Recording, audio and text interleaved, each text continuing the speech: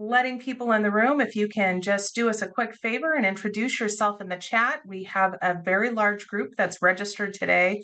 So to make sure that we can answer questions properly, we can make the proper connections, who's with what agency, if you could just rename yourself so that the name that you carry with you through your life is presented on the screen, as well as the organization you hail from.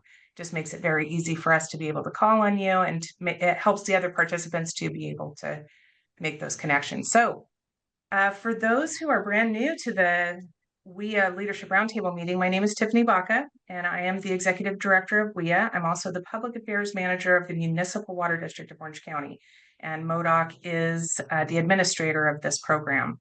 I have my email here on the screen. I have my LinkedIn. I invite you to connect with me to share your thoughts, your ideas. I truly enjoy this work, and I truly want to hear from you, because the more we learn about what we're each doing, the more information we gather, we can share that more broadly, and we can start making informed decisions about this very important topic, which is workforce development.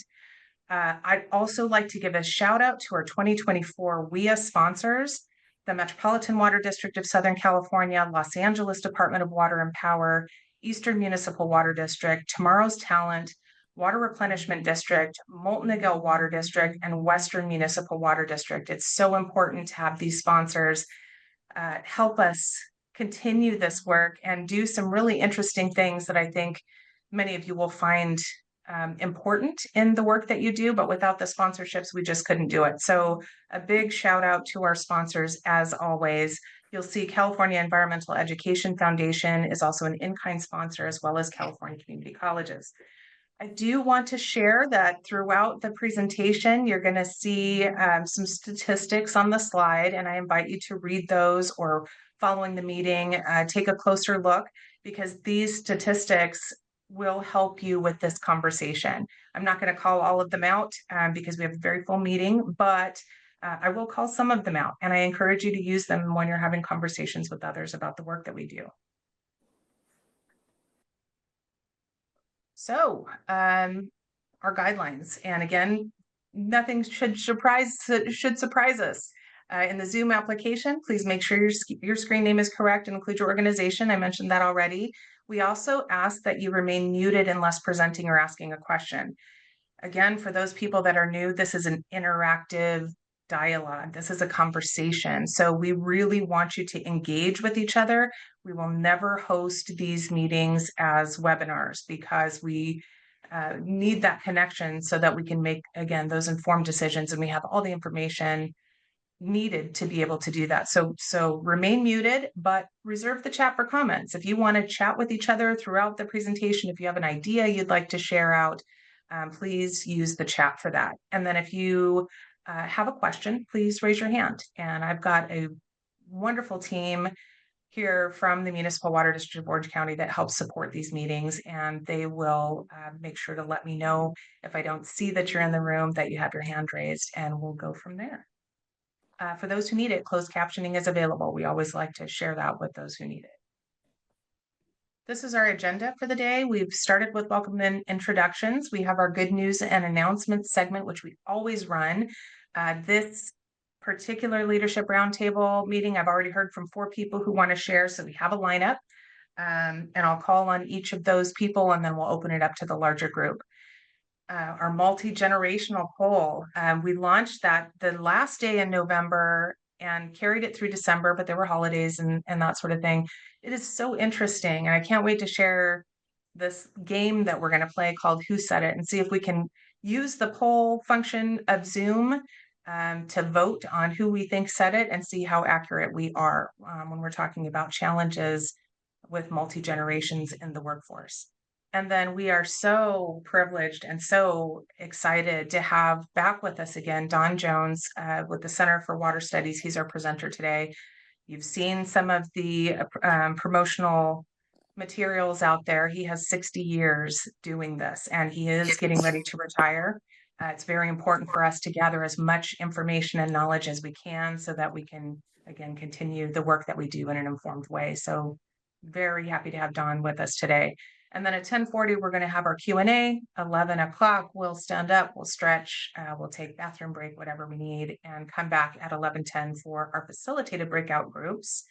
And then if there's time, we always put in that little buffer. If there's time, we'll come back out and we'll share just some of the top key points or the key points that we were able to glean from those discussions. And then we'll close at noon.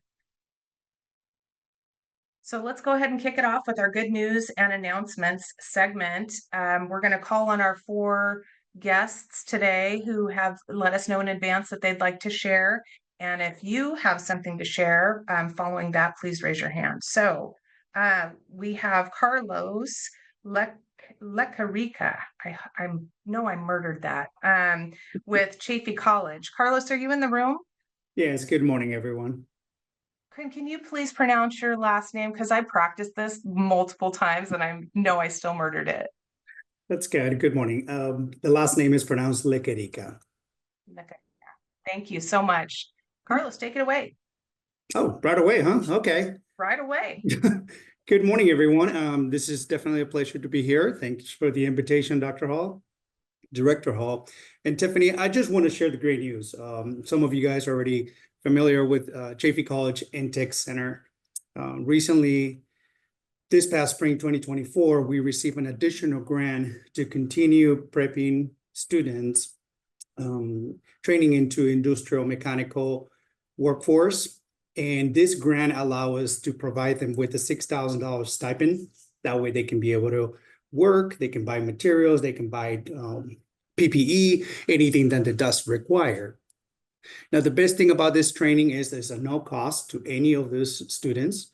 We're going to be providing up to 100 trainees with, again, 4 months of training. Once they finish training, they're going to be in line to be placed. We're currently working with some partners that we have in the Inland Empire, San Bernardino area to be able to place them. So that's going to be definitely good news. On top of that, Chaffey College is also known for professional skills, electrical, mechanical, and welding training here in our facilities.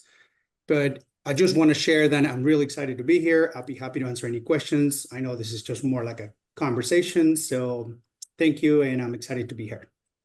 Wonderful. Thank you so much. That is good news. Wow. $6,000 stipend is a big deal, and that's going to help a lot of these students. 100 trained. That's amazing. And that's a lofty goal. I can't wait to hear what happens next. Definitely. It's good. And the best part about this is students who are between the ages of 16 and 24, mainly for populations who are underrepresented. Wonderful. Thank you for clarifying that, and keep up the good work. And thanks for joining us today. Thank you. Next up, Dean Gilbert, are you in the room? There he is. Hello. Hi. How are you? Doing great. Doing great, Dean. How are you? Very good. Thank you so much for the opportunity. I've met various people with my association with CEIF, directing the Teacher Institute, and have a lot of friends that I've made over the years with my position at Los Angeles County Office of Ed and Orange County Department of Ed. But I'm here representing one of the partners of my nonprofit organization, Big Picture Learning and Harbor Freight Fellow Initiative, which is the nonprofit wing of Harbor Freight Tools. It's a foundation that was created by the owner to really invest in the future workforce. So it just parallels all the great work that your organization is doing. And kind of the bottom line, and I appreciate Tiffany inviting me, but we are at a point where we know that we can make a significant impact on the silver tsunami that the public utilities is facing. We have a mechanism in place where we have fellowships, but we start fellowships in high school. We believe that that is the opportunity. When they move into the community college, there's a lot of momentum and a lot of time that's lost. So we nurture and develop fellowships alongside mentors in the field. It's an on-the-job training, students getting their hands dirty and learning the trades. And we are not only national, but we are international. And we have many school sites through the Big Picture Learning school program where the whole structure of schools is being changed and focused on the workforce initiative in comparison to our current school system that tends to marginalize kids that want to go into the career trades. So I ask that if you are interested, and Tiffany has all of my contact information, but we are looking to you, your organizations that would be interested in mentoring a student so that we can kind of do proof of concept to you in the industry that we've got systems in place. We provide scholarships for students. We provide financial incentive to the schools to participate, and we give a thank you scholarship to the adult mentor for kind of paying it forward. Any questions? Again, I am happy to communicate one-on-one with you if you are interested. These kids are phenomenal, and in many cases, at least here in California, under my direction, students when they graduate from high school are actually hired into the workforce because of the preparation that we provide. We've got liability insurance that deals with issues and concerns that usually crop up not only from the schools, but also from the businesses, $1 million per student. And the infrastructure and bureaucracy that you may think would bog your organization down is what I handle. So it's no fuss, no muss, but just stepping up to the plate and saying, we want to pay it forward. We've got some phenomenal people in the field that can mentor kids on the job training, and we want to take a step forward with you on this project. Thank you so much, Dean. I did want to say a couple of words. I think when we're looking at, and I've been looking at a lot of reports for quite some time, every report that comes to play with water and energy industry says for at least a decade that one of the top 5 concerns of industry is workforce related. If we really want to address these issues, I would like us to consider taking the same approach we do to our supply, a diversified portfolio, right? Because we're looking at not just today filling the jobs that we're going to experience a mass exodus. We know that 50% of our workforce is retiring in the next 10 years. That's a huge gap. We're already starting to see that now. It's not that just those jobs that need to be replaced. It's the jobs as those people move forward and advance in their careers and take leadership positions that need to be filled. This particular group has, well, not just WEEA, but a larger collaborative. We did a workforce poll last year. What is your top concern related to our 4 pillars? And awareness was a huge, resounding top priority for everyone in this group. Yet we're not reaching all the groups that we need to, and to engage them in this work. So I encourage you to reach out to Dean and see what a diversified workforce portfolio might look like, how we can engage high school students, and he's willing to do most of the legwork. He's willing to provide the insurance. He's willing to, cover the student for the simple action of opening the door. And Dean, I haven't had a chance to share this with you, but I did mention that I was going to talk to our leadership about what that might look like here. And so we are I would like to talk further with you about what maybe ride-alongs with your students might look like with some of our leak detection crew. So you and That I can connect later, but this is just one part of a larger picture. It doesn't have to be a complete investment in only high school, or a complete investment in college students, or a complete investment in a transitioning military. There are so many pieces to this puzzle, and if we do this properly, we're going to have a lot to choose from when we're designing our own future. So thank you, Dean. I appreciate it. And I did put my contact information in the chat.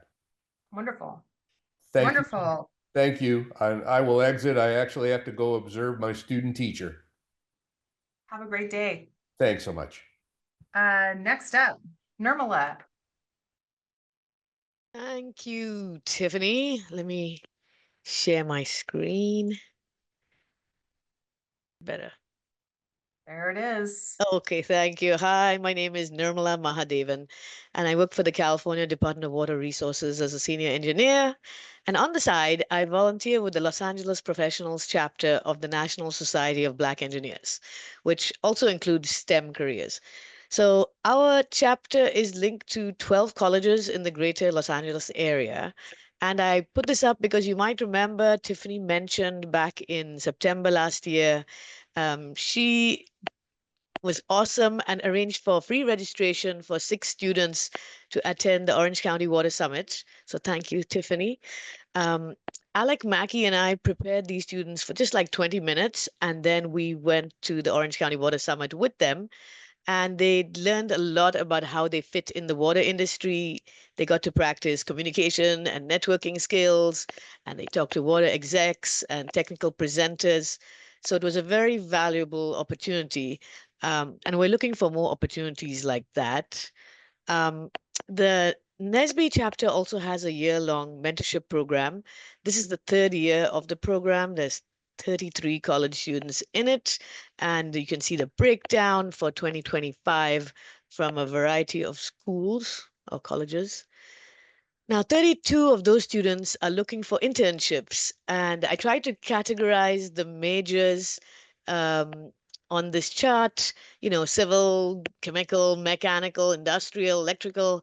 I put all the computer science types in green to lump them together.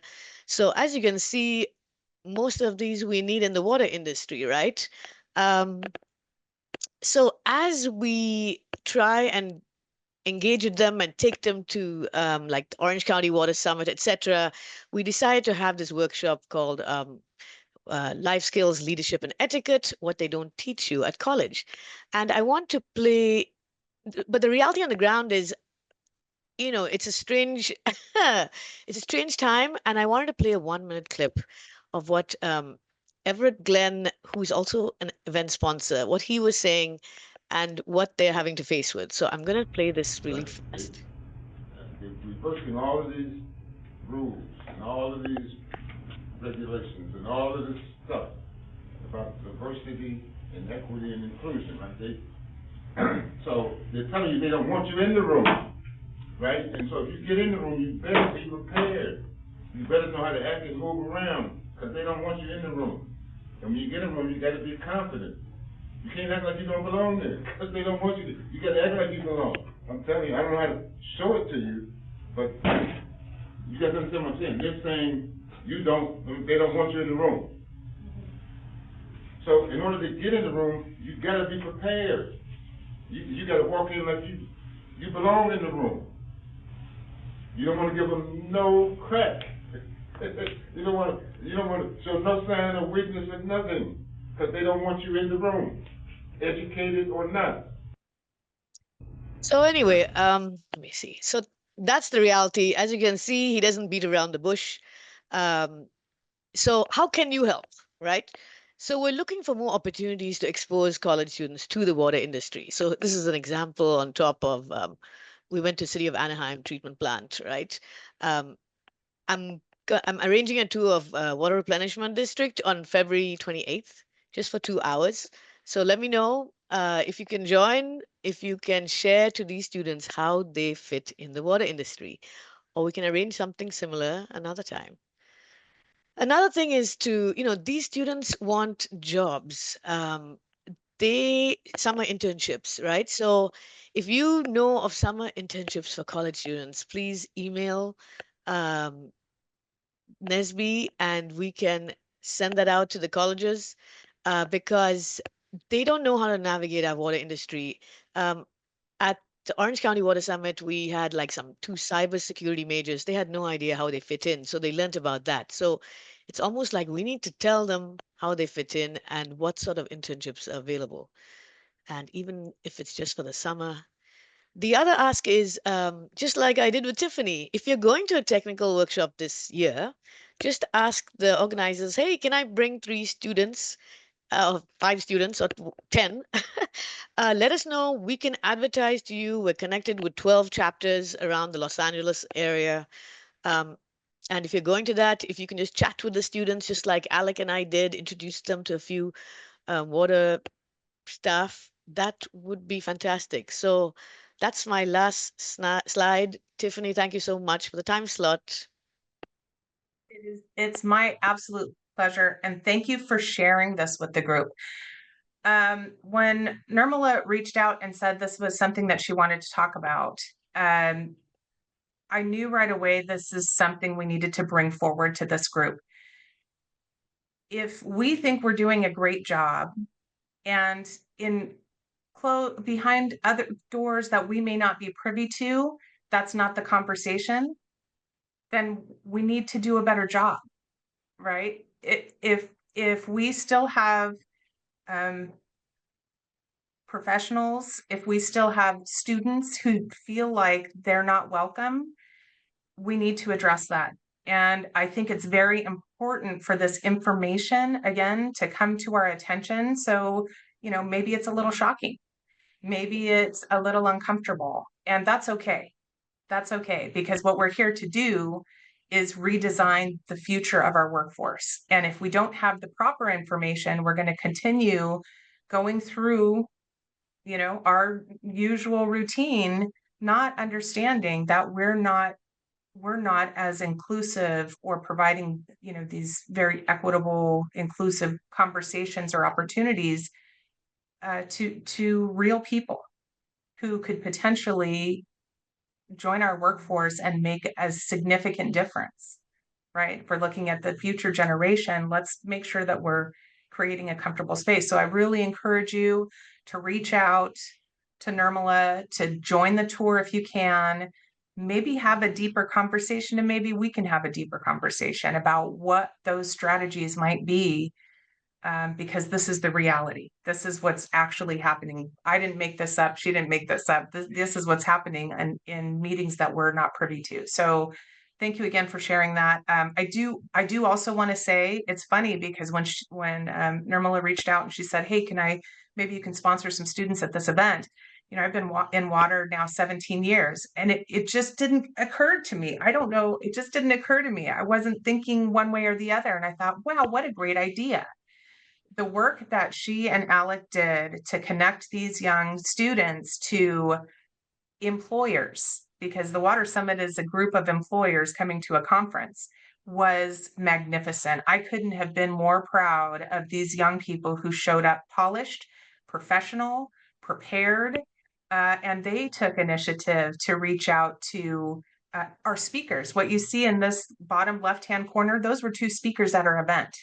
And these young people had enough confidence because they were prepared by mentors to step into the room and approach speakers with questions.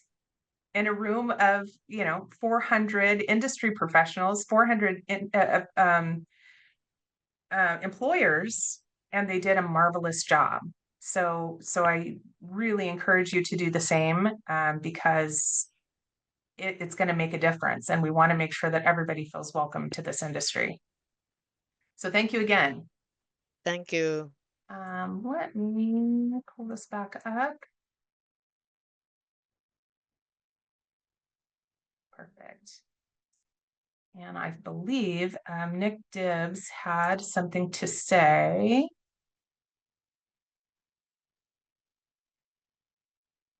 And we're going to have to go to, can someone from my team pull up the email we received last night from Nick and just read the announcement that he wanted us to read when you have a moment. Katie, would you mind doing that? And in the meantime, anybody have any good news or announcements to share that they'd like to share with the larger group? We have a few minutes. Please raise your hand. I don't see any hands yet, but you still have a few minutes. I did want to call out this particular good news and announcement statistic. I said I wasn't going to mention them throughout the presentation, but this one's pretty important. Since 2018, more than 1,000 individuals representing 277 organizations across the state have participated in the Water Energy Education Alliance. Those are massive numbers. That means that we're coming together to have real conversations about how to move this forward. Organizational participation has increased almost 1,300% since 2020.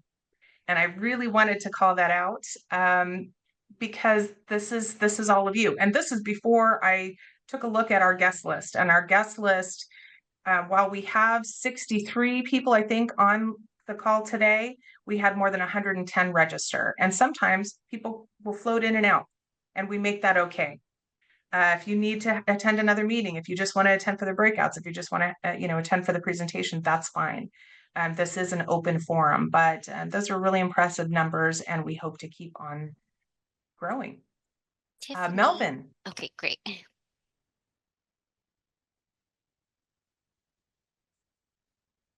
Hi, good morning. Good morning. It's good to see you, or hear from Bill. You are. It's been a while. Yes, I just wanted to, I'm going to send you an invite. We have our 2025 annual tap off here at the training facility I work at, Sylmar West. And it's our tap off and emergency preparedness safety fair. And we'll be sponsoring the AWWA tap off event here where we have teams come from other water companies and they compete in tapping a main. Additionally, meter madness, how fast they can put a meter together, hot flare, how fast they can basically assemble a water service. And then they have the hydrant hysteria, how fast they can assemble a hydrant. And we're inviting, every water, company from SoCal to come out. And, if you're not a participant, just to come out and see the event. Additionally, we'll have vendors here from the water industry and also demonstrations. So, it's here in the Valley, Sylmar, San Fernando Valley, and it's on Thursday, February 27th, from 8 a.m. to 3 p.m. So Tiffany, I'll send you the invite flyer and we can post it. And anyone that wants to come out, and just see our event, they're welcome. And also we'll be doing, we'll have a table too for recruitment, for those that are interested in entry-level water positions. We have apprenticeship positions, and we have entry-level skillcraft positions. Thank you. That's amazing. Thank you so much for sharing that. I'm assuming that it's open. Is it open to students? Is there an age range? So if we have a technical school maybe that wants to bring some students, or National Society of Black Engineers? Sure, we can arrange that out. In the information, there's contact information with one of our managers here, Mr. Oscar Salas, and you can make those arrangements and reservations per Mr. Oscar Salas. He's our training manager here at Sylmar West. Wonderful. Thank you so much. And you. For the other attendees in the room, you're going to receive all of this. You're going to receive the recording. You're going to receive the presentations. Melvin's going to send me his flyer. Don Jones gave me some information that we'll share with you. So you really don't have to do much except participate. And we're going to make sure that we capture everything in our breakout rooms. You're going to receive all of that following the meeting. So thank you again. Katie, did you have that announcement? Yeah, I actually believe Nick is ready to share. Okay.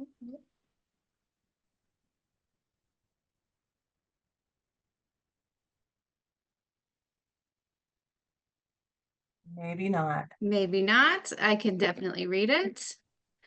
Thanks. Okay, so he says, greetings from the LADWP team. Matthew Oberlander is the Director of Equity and Instruction for LAUSD's Division of Adult and Career Education, or DACE. DACE is the largest public adult education provider in California.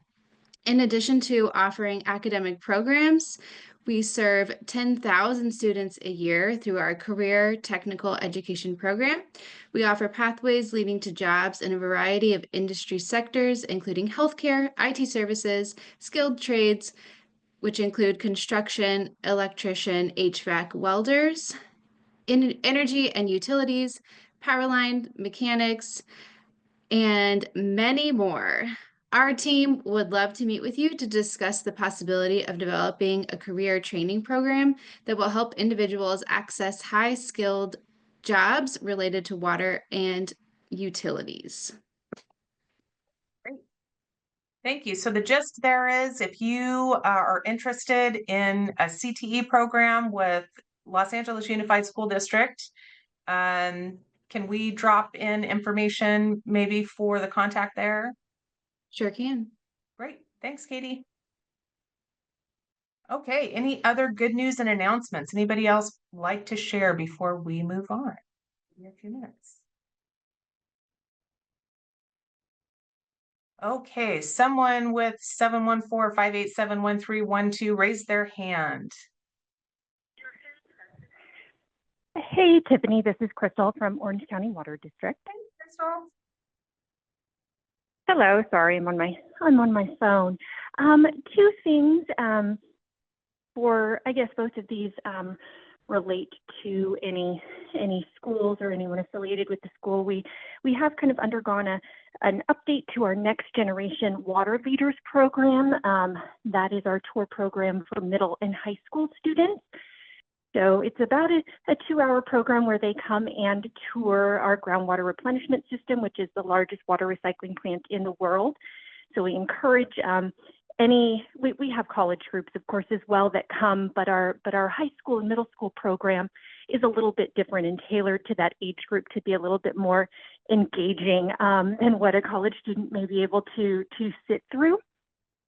And the second thing I just wanted to share is we have our Children's Water Education Festival coming up, which is a water education program. It's for elementary school students, which you may be thinking, what does that have to do with me? But I think it's a great opportunity for any maybe students that need community service hours or are studying something related to water or environmental science to come and present an activity so they can share that knowledge that they've accumulated and share it with elementary school students in Orange County. And it's a great way to give back to the community as well as get some community service hours if they need it. So anybody who wants to, any additional information on that, I apologize that I'm on my phone, so I can't put any information in the chat right now. But if you reach out to me or go on our website, you can get some of that information. Thank you, Crystal. And if you'd like, you can send me the information and we'll make sure to include it in the follow-up email with all of the collateral. Thank you, Tiffany. Absolutely, my pleasure. Along those lines, right, we talked about having a diverse workforce development portfolio. We are doing something very exciting. And when I say we, I'm talking about the Water Energy Education Alliance, WEEA, MODOC, the Metropolitan Water District of Southern California, San Diego County Water Authority, the Linda Vista Innovation Center, Cuyamaca College, so our speaker today. Next week, on the 19th, we are hosting a pilot education to workforce tour. We have a very limited amount of seats and they're going fast. You have to get yourself to San Diego, but after that, either San Diego or Orange County, because we're taking the bus from Orange County, we are hosting a full day tour that shows from the K-12 system through that. We were going to meet at Linda Vista. We're actually going to meet at San Diego County Water Authority. Then we're going to go to Linda Vista Innovation Center, where we see the K-12 career exploration path in progress and why it's important to tap young students very early and how this supports our larger workforce goals. We're going to go to the hydro station, which is the 5th grade program. We're going to end up at WEEA College, which is the training facility for postgraduate, so young adults. And then we're going to follow up at a construction site where you see the job in action. So this is a first ever pilot. I think it's going to be amazing. It's going to be exciting. If you're interested in joining us, again, we have very limited space available, but please shoot me an email. It's first come, first serve. Let's see if we can get you on the bus. And if we can't accommodate you this time, we'd like to do another one, and that's probably going to be in Orange County with partners. So shoot me an email, and at your earliest convenience, if you want to join this tour next week, because those seats are going fast. Anyone else for good news and announcements before we move on? Okay, wonderful. Here we go. We have one The more. Sorry, Oh, okay. Tiffany. Jeffrey. Yeah. Hey, good morning, everyone. Just a Morning. quick thing that I'd like to plug in here, just because we're talking about, students being able to get exposure and be able to introduce themselves to water agencies and really see what it's like. In April, we're going to have a Water Works Wonders event here at Western Municipal Water District, where literally all of the departments are going to be available for anybody to come up and ask them absolutely any questions, everywhere from billing, customer service, finance, to all the operations, construction, water treatment, electrical. So I'm gonna just plug in here. Oh, I'm gonna drop it in the chat, and yeah, anybody's welcome to come. We're gonna have free in and out, so that's one reason to come by. Love it. Thank you so much for sharing that, Jeffrey. And again, for those on the call, I encourage you, if you're looking for ways to do something like this, these are those opportunities to see these things in action, to see how you might be able to replicate work that's already been done either by another agency, another group of partners in another region, and see the success unfold. So you don't have to start these things from scratch. I encourage you to take advantage of those opportunities where you can. My good friend Walter, who is supposed to be retired. I love seeing your face. Thank you for joining us today, Walter. Can you hear me? Yes. Okay. I just wanted to add a couple things. Yeah, this is I'm on the second week of retirement, so it's quite an adjustment. But I wanted to pop in here and and I've heard Don before, but I just wanted to add on the college internship type of programs, and it's a little late, I guess, but just put the word out that LADWP has an annual summer and year-long engineering internship program called it's called a student engineering program. They get like several hundred applications for about 60 to 80 jobs, but the deadlines are usually the first part of January, so it passed. But the department does get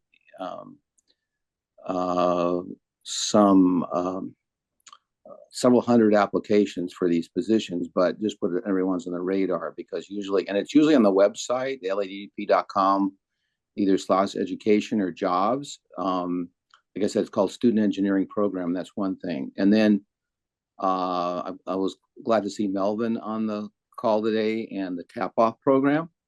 I haven't heard, I didn't hear before I retired if they were planning this, but last couple of years they've also had a women's expo, usually in May. They haven't announced it, but that's one thing. The other one is they have the Lineman's Rodeo, which is usually around the same Saturday as Mother's Day, mid-May. where everyone's invited, and there's all these demos and tons of exhibits from colleges, from other employers, from other utilities. So those are 2 events in May I just thought I'd put on everyone's radar just to share. I'm also on the board of the California Environmental Education Foundation, the former president. I was glad to see Dean Gilbert, who has been was last year the director of the Institute, as he mentioned. And we're planning for the next one. Hopefully the plan is to get 2 sessions during the summer, June, July, and possibly October is the plan right now. And having them in person, at least the ones in the summer. So that's just why I thought I'd share that.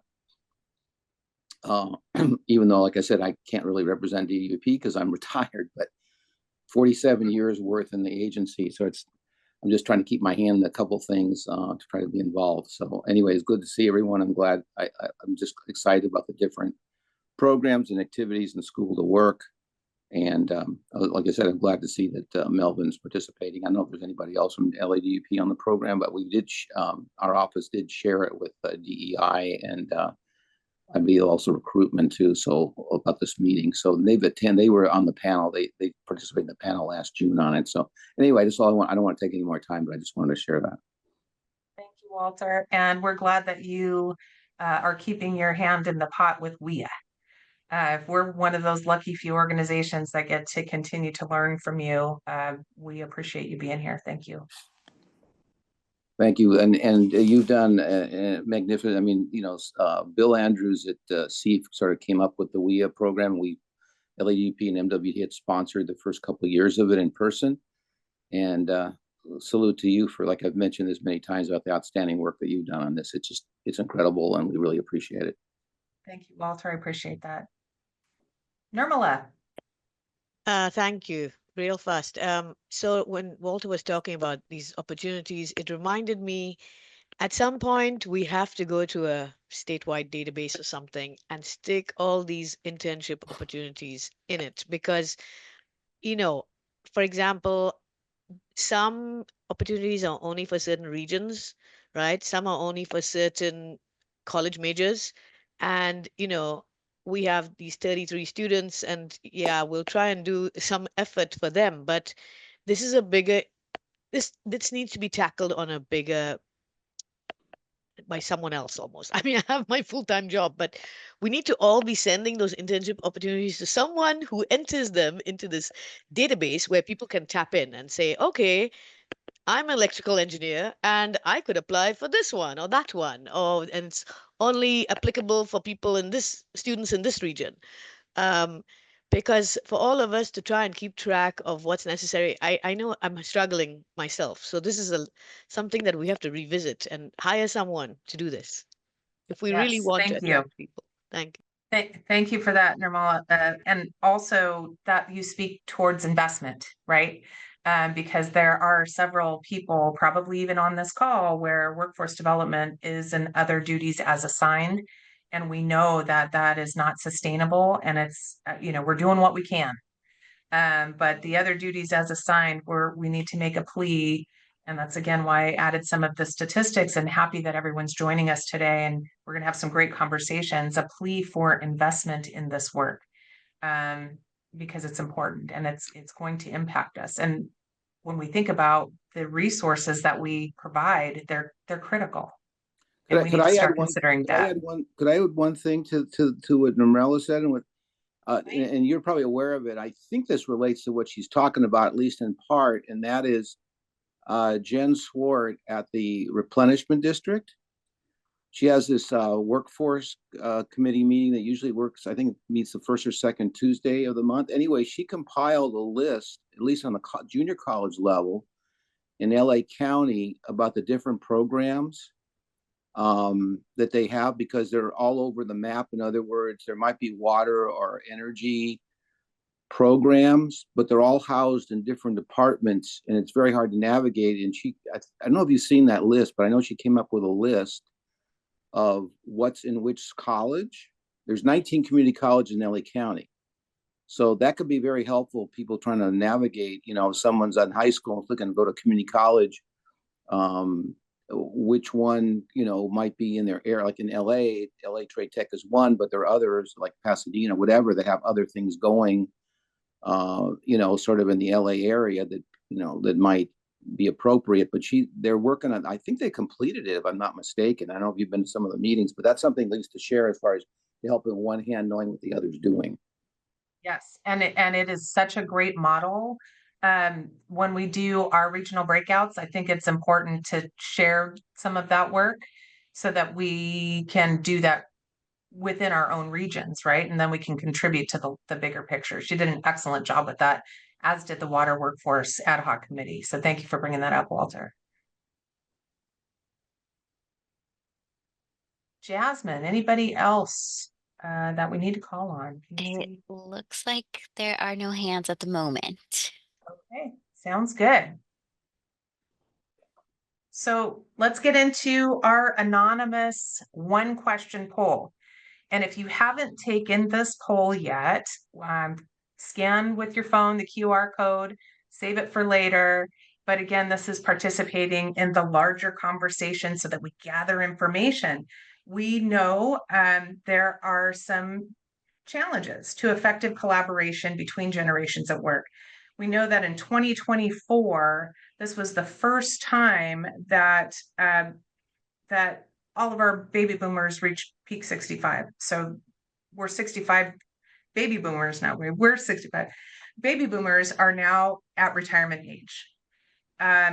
This is significant. There are 5 generations for the first time in history who are working together at work, who grew up in very different environments with very unique perspectives. And if we want to ensure that we're as effective as we can be at work, and we're mentoring our young people, and we're grooming them for the next position, that we're communicating in a way that we understand. So we set aside this workforce poll. I launched it again the last day of November, ran it through December, and it's just so interesting. It's not just the questions and the response that came back to the single question, but we did ask one clarifying question. It's not really a question. So I'm still assuming that this is a one question poll because we have the question and then we have the clarifier.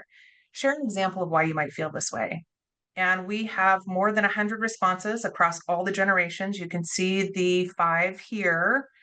And we thought we'd pull out a couple to share with you today. And we're probably going to make this a larger social media effort because this is all about awareness and approaching these type of issues with information and knowledge. So we're going to run a poll and we're going to see how informed folks are in the world, in this room, how you feel each of these generations responded, and let's see if you're right. So the very first question that we're going to ask today on Who Said It is, who said it? Older generations find their identity in their work. Who said it?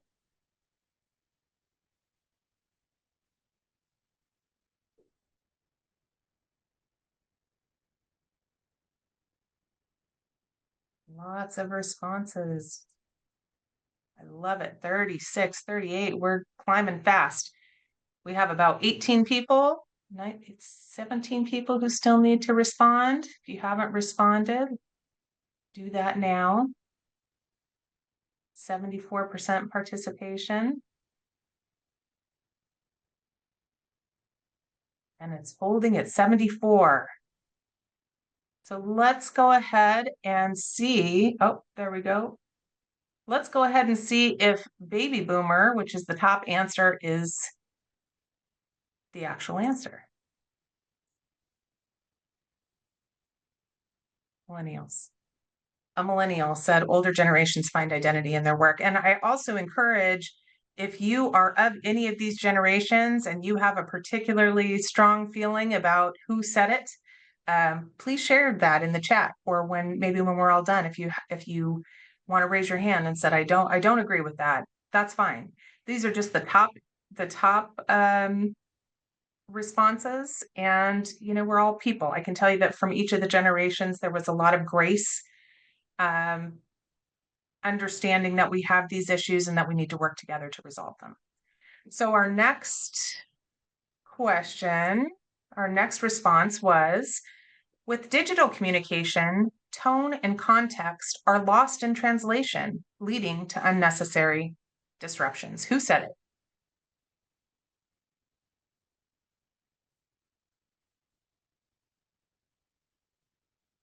%, 35, 40,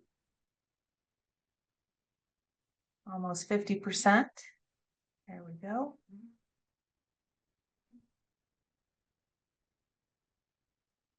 67%. Anyone else want to vote? 69%. Take your best guess. Holding at 69%. There we go. 71. 50% of us believe that it was baby boomer. Let's see if you're right. Traditional generation. Traditional generation. Our next statement, younger generations don't feel it's worth it to invest outside time into a career and prefer adopting a healthy balance. Older generations expect a lot more. Who said it?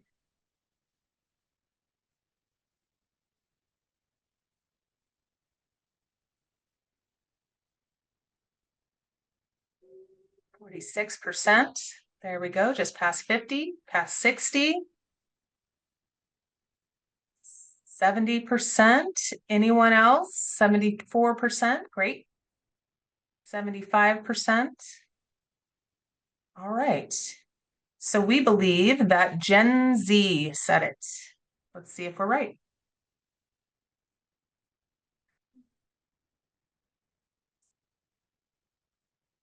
Gen Z did say it. So the majority of us got 1 of 3. Our top answers correct. 3 more. Because of a push to adopt digital communication, we seem to be devolving. This limits younger generations' professional development. Who said it?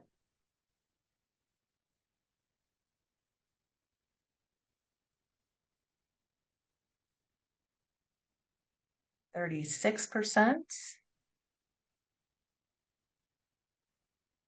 Just past 50%. 60. 67. 70. All right. For the good of the cause, anybody else? Let's see if baby boomer is the correct answer. And we're right again, baby boomers. Next statement, I often try to access and learn new technology on my own. Who said it?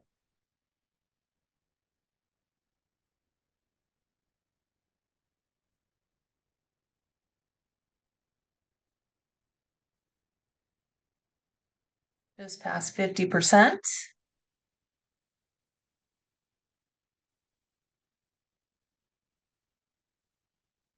Just past 70%, 75, 77. Ooh, people like this one. All right, for the good of the cause. Let's see, and we said millennial said it. Are we right? Baby boomers actually said this, that they often try to access and learn technology on their own. And our final question for this segment, younger employees eager to make a mark may prioritize quick strategic changes and act with confidence, sometimes overlooking the value of mastering details first. Who said it?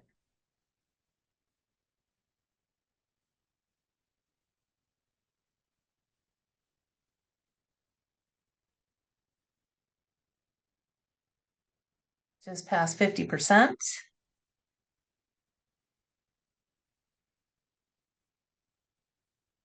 Past 60.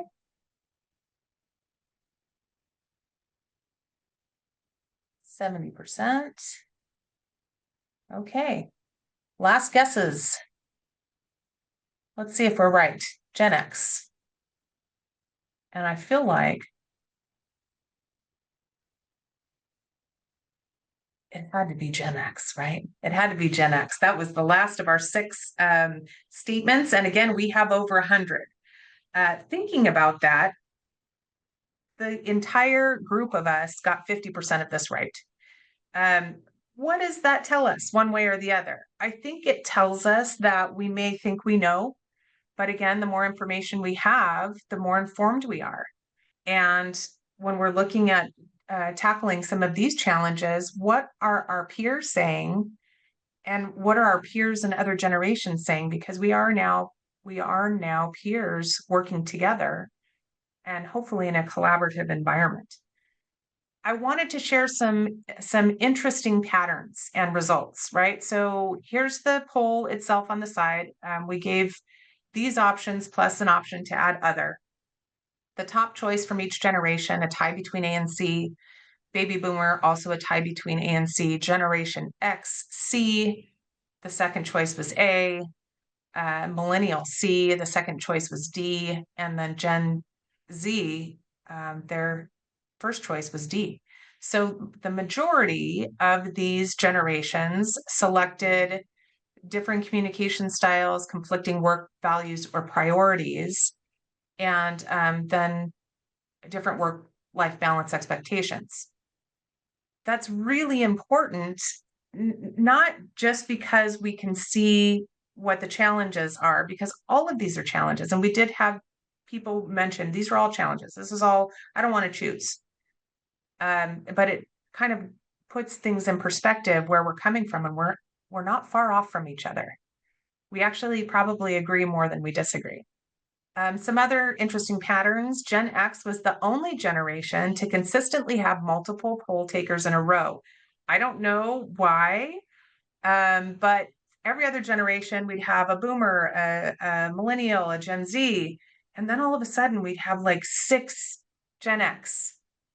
And then it would continue on that way. So I don't know if it's our Gen X's need for connection and we are really connected to doing this together. And that might be part of our upbringing and the time that we were, born and raised. But I found that fascinating. Millennials had the highest number of responses to B, which is varied attitudes toward tech and innovation. I was surprised by that because I really did think that Z was going to pick that as a top barrier, but it was millennial. Baby boomers and millennials were the only 2 generations of poll takers that selected F, combating generational stereotypes.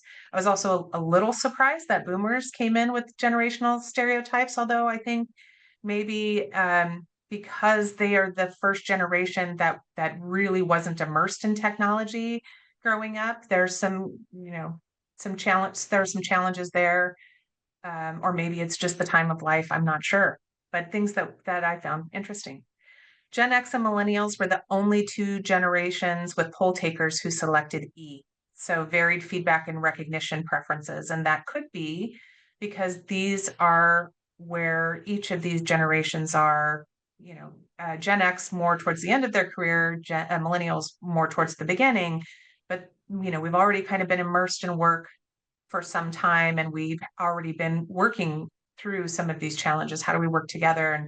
And they're the most closely integrated, these 2 generations. So anybody else have any thoughts about this poll or find anything interesting? We encourage you, drop that in the chat, because it's going to be a great conversation. I hope you enjoyed that, and thank you for participating. And next up, speaking of generational barriers, we have with us Don Jones, Center for Water Studies at Cuyamaca College, who's agreed to, as he says on his farewell tour, because he's retiring. Don, is this your 2nd or 3rd retirement? I still haven't gotten it right, so I guess it's my first. Love it. I love it. And Don, I noticed your slides. You have a lot of information about your background and history, so I won't dive into that. But I would assume that a lot of people are here because you have 60 years of experience, working first in industry, in the various trades positions, and then in management, and then in education, and then in workforce advocacy. I mean, all of these questions that we have related to workforce development, you've lived them. And so I'm assuming that's probably why we had such a high registration number, because we're curious and we don't want that knowledge to go out the door without gleaning from you what you have to offer. So thank you for agreeing to be our speaker today. I'm going to share your presentation here and take it away. Don. Thanks, Tiffany. I'm going to try and go through with you. Yeah, if you can go to the next slide. Give you kind of a roadmap for today. I'm going to talk about what's going on in the industry, all of these kinds of issues that we'd like to talk about and see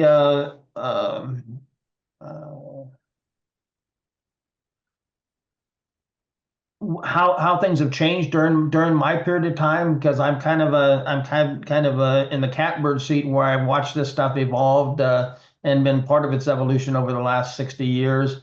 I'll share a little bit about my journey, see some of the stuff, talk about what the community colleges are doing, what we're doing at our particular community college, and then kind of wrap up with what I call old geezer advice.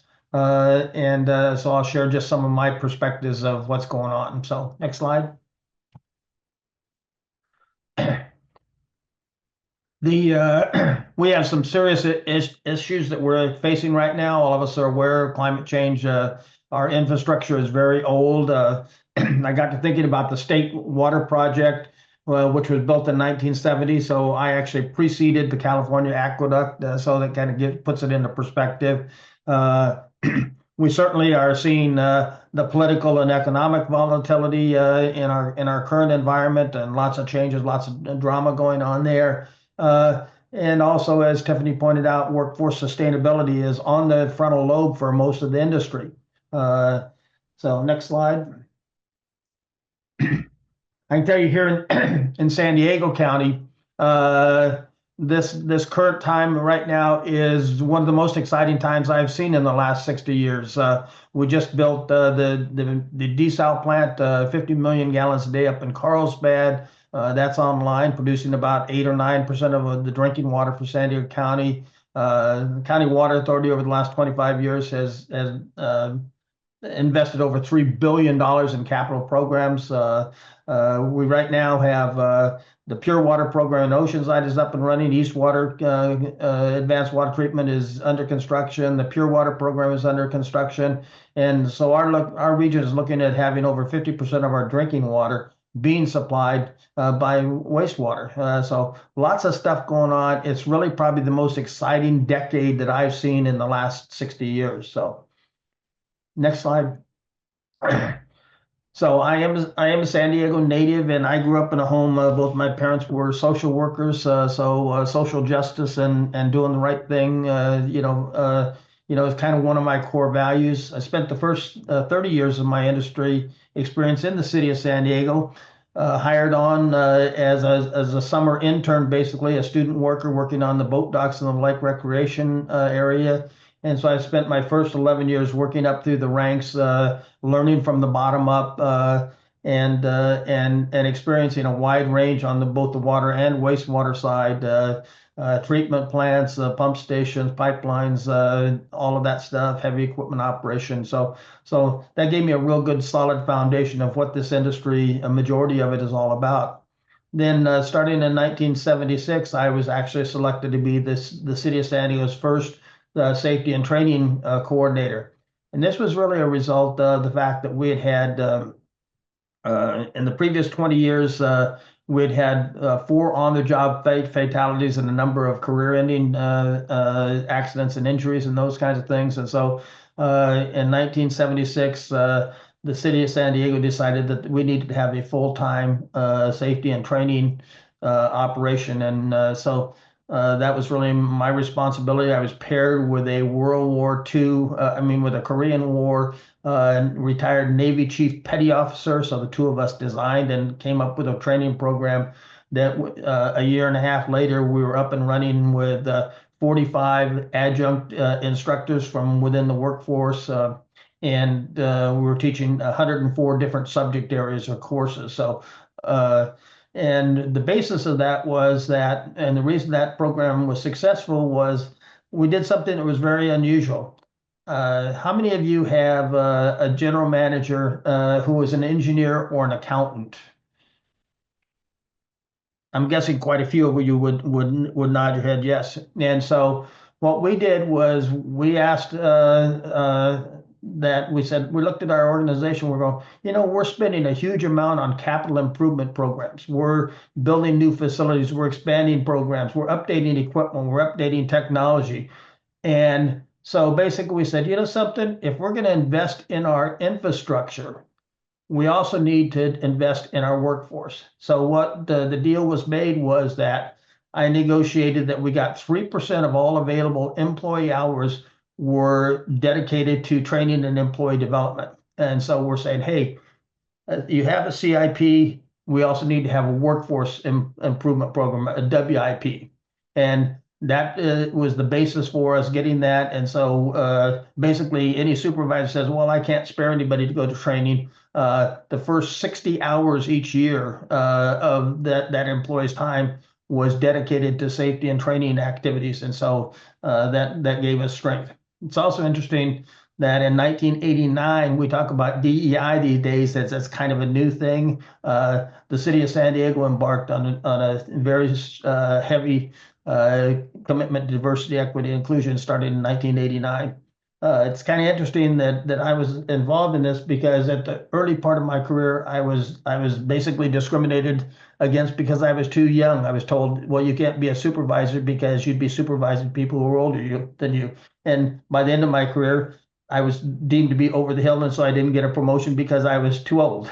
So it's an interesting thing, and that is that being excluded is a swinging door that swings many different ways. I left the city of San Diego in 1995, went to Vista Irrigation District, did quite a bit of work there. Then I, quote, retired in 2007, but I had already been working with the San Diego Community College District and in our water wastewater program since the late 70s. So my workforce development background goes back quite a long way. So next. Okay, during that time, a lot has happened in our region. The city of San Diego has gone from 16th to 8th in size in the nation. The city of Tijuana has more than 10 times growth in that period of time. And the water utilities department, has gone from a fairly small 600 employee organization to over 2,000 employees now. Next slide.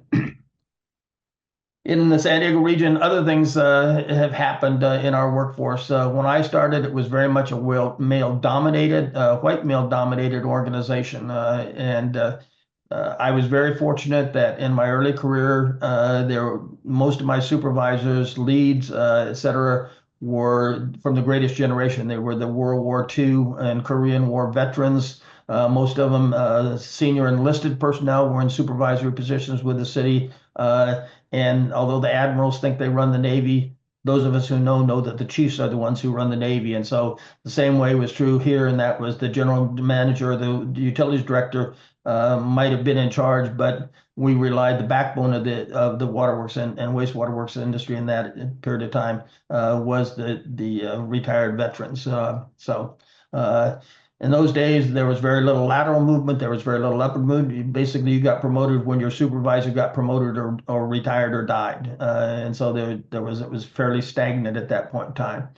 Technology, I can't tell you. I mean, when I started, it was no tech or very low tech. And from that, we've gone to very high tech. One of the places where we really see it is like in our labs. We now have atomic absorption, gas chromatographs, mass spec photometers that measure parts per trillion of some things. So it just shows you how the things have changed. And we've changed on how we do our business. Basically, we were on the back burner. Nobody really thought about it. As long as there was not a problem with them having water, we basically worked behind the scenes and nobody knew what was going on. But since then, during the 70s, all of the EPA, all of the Safe Drinking Water Act, all those programs came into certification came in, how the environment in which we do our job has really changed significantly. Next slide.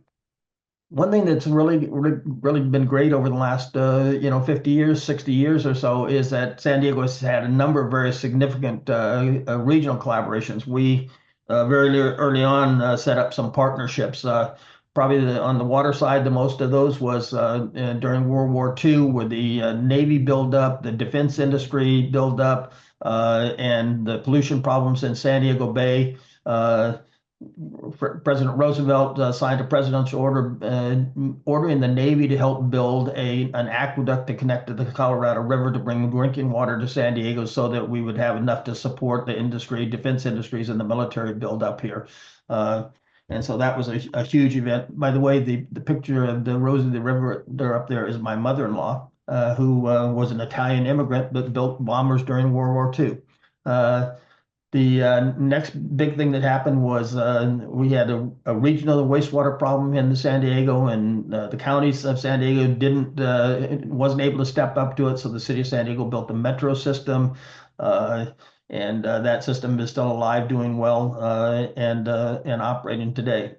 In 1991, in response to a major drought, the County Water Authority embarked on their emergency storage project, $2.5 billion of CIP to build new dams, expand pipelines, build new treatment plants, et cetera, et cetera.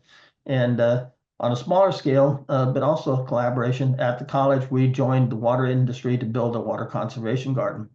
One of the more significant ones in recent years was in 2018, the San Diego region sponsored legislation, Assembly Bill 1588, which was then headed by Todd Gloria, who is now the mayor of San Diego, to give credit for military training and experience towards certification by the State Water Resources Control Board. So that effort is the San Diego region that created state legislation on behalf of workforce development in the state. Next slide. Another program that is a hallmark of our regional cooperation is our regional internship program. Basically, this program takes students who are taking community college water wastewater programs. They go through a 33-week program. It's made up of 8 different modules. It's a paid internship, and it's been extremely successful over the years. About 75% of the students who go through that program do end up getting full-time jobs in the industry. Next slide. It gives a hands-on opportunity for these students to actually work out in the treatment plants, work with the construction crews. In some agencies, they allow the students are basically watching, they're observing, they're being shown how to do things, but a lot of the agencies, they actually allow the students to operate equipment and work in the treatment plants and actually become part of the workforce. Next slide. For us at the college, one of the things we did back in 2013 was we convened a skills panel. And what we did was we brought people from industry, from the waterworks and water and wastewater field from throughout California and Nevada, from the community colleges and universities, and also from the workforce investment boards and the workforce development people. And we said, hey, what is our workforce looking like now? Who's doing what? What are the gaps that we have where training that's needed to provide these next generation of water utilities folks moving forward, what do we need to do? And so some of the things that we found out were that we had to partner with students, and more than anything else, we figured out that we had to work collaboratively. So that's really, and although the data was collected over a dozen years ago, the recommendations of that study are still just as valid as today. Next slide. One of the things that came out of that skills panel was for us to work more collaborative. So based on those recommendations, we met with the general managers of the San Diego County Water Authority, and they decided to put together a workforce group. And the reason for this was at that time, recruitment, we were basically cannibalizing each other. What would happen was one agency would lose a SCADA supervisor, and so to replace that one, they would steal a SCADA technician from another agency, who would then have to replace that SCADA technician. They'd steal somebody from another agency. And so what was happening was, for one vacancy, we would end up having 2, 3, 4, 5 different recruitments just to fill one hole in the workforce. We said, we're getting into bidding wars. We're not bringing enough new people in, and so the goal was to work collaboratively. And that term is one of the most important things I will tell you today, and that is, we have to solve these problems not individually. We have to solve these problems collaboratively, and that is why the WEEA group and these roundtables and the efforts that Tiffany and her folks have been undertaking over the last few years are absolutely critical to solve these problems. We cannot work in silos and try and solve these problems alone. Next slide. So the objectives, they came up with 4 objectives to work collaboratively and to consolidate and to try and help bring new people into the industry rather than just recirculating the people who were there. So this was to work with high schools and elementary schools, and also to work with transitioning military and veteran to see if we can't tap into them as resources. Next slide. One of the first things we did was for the County Water Authority to establish a regional one-stop shopping center. So all of the jobs throughout San Diego can be posted for free at the County Water Authority's website. So now job seekers can go to one job site and they can find, the vacancies that are listed. At any given time here in San Diego County, we have probably 80 to 100 recruitments that are going on concurrently in our workforce. And so we try and are doing that collaboratively rather than having to have people search through each one of the 25 different agencies that work in the water and wastewater field in San Diego County. Next slide. The silver tsunami has been a term that's been around for a long time. The interesting thing is that nobody really knows, or nobody really has good labor and market information as to how many people work in the industry. So if you ask the state of California or the federal government how many people work in the water and wastewater sector, there are really only 1 or 2 LMI data collection points that will give you an info. One is at the federal level is treatment plant operators, water and wastewater and associated. That's one. And there's other one for technology technicians. Those are the only 2 that really, so you can't go to an area and say, how many jobs are there in the water industry in the state of California? There's no data right out there that tells you that. So what we did was, one of the very first things we did with this workforce was we conducted a survey, and we found out that there are over 50 agencies or organizations that hire over 4,500 people in the region, and that we were looking at a turnover of about 10%. So those are big numbers of people that we're trying to drive, and where are we going to get them? We're losing the expertise. So by the way, we heard about this tidal wave that was coming. I got news for you. It has already landed, and we are suffering the impacts of it right now. So it's both like anything. It's both a crisis where we have a danger, but we also have opportunities to expand our workforce in many different ways. Next slide. One of the key pieces of this, as a nation, to really look at this is as our community colleges. Right now, we found that about 65% or so of the jobs in the water wastewater field are mid-skills jobs. In other words, you need some education beyond high school, but you don't need a degree. And so this is where community colleges are really, really critical to us. Next slide. Especially here in California. Our California community college system has 115 campuses, 2.1 million students right now. So this is something, this is a resource that's out there. Anywhere you live in the state of California, there's a community college very nearby. As Walter mentioned, I think he said that there are 19 community colleges in the greater Los Angeles area. So this is a ready resource that's been out here. This is an area where the community colleges are set up to do exactly what we need to do, and that is to provide the training that people need to get into this industry and to establish cooperative work experiences, internships.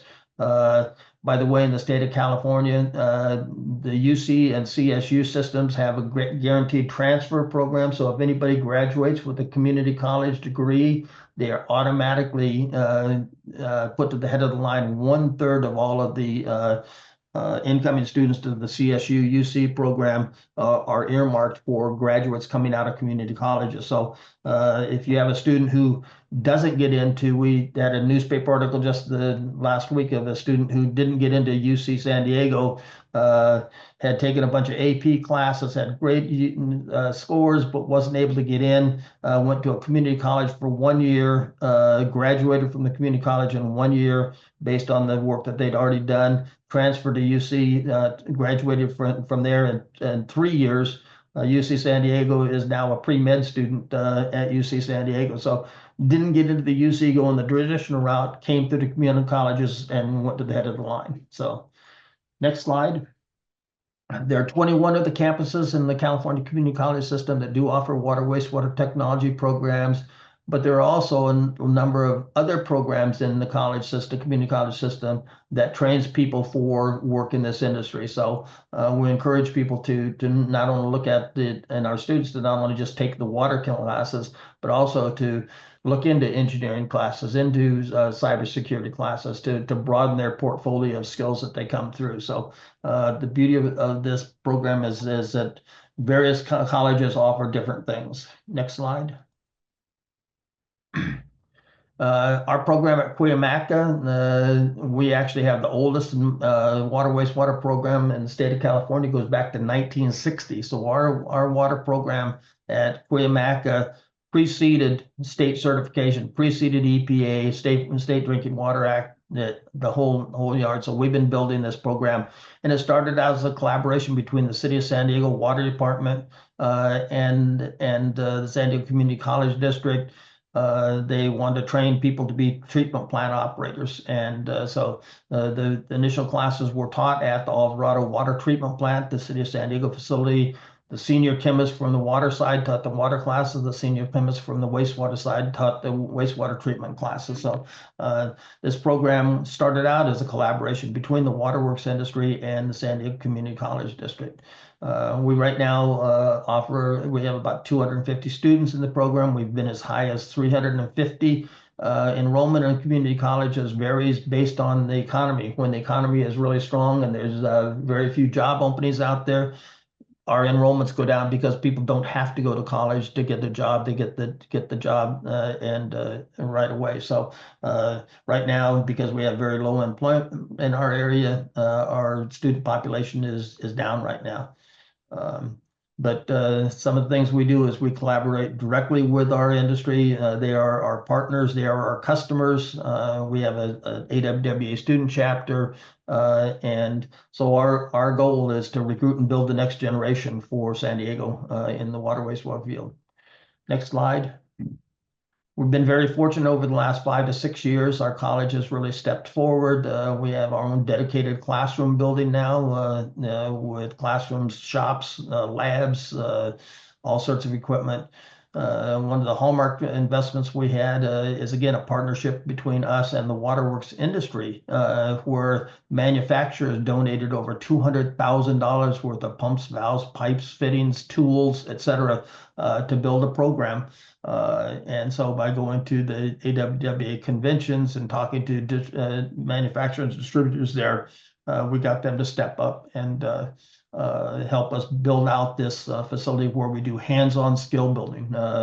That was one of the things that came out of our 2013 skills panel, was instead of just knowing about the industry and hearing what is required, we now teach them how to do rather than just about.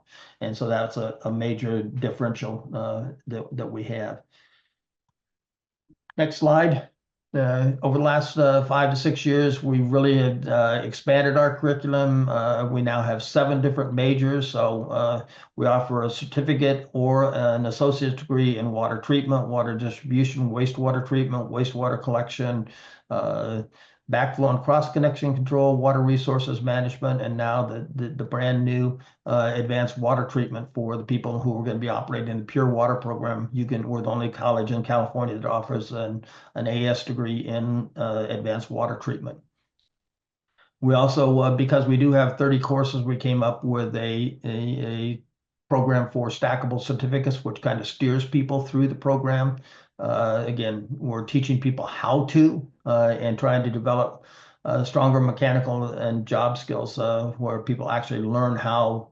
So in our shop, we do hand and power tool safety, things that in my generation, we grew up doing things and fixing stuff. Now people entering the workforce don't work on cars, don't mow their own lawns, don't work on equipment. So it's something that we're having to build from scratch. Next slide. One of the things that really makes us a little bit different than most community colleges is because community colleges don't have entrance exams, don't have any kind of requirements other than if you're a California resident, you're entitled to go to a California community college.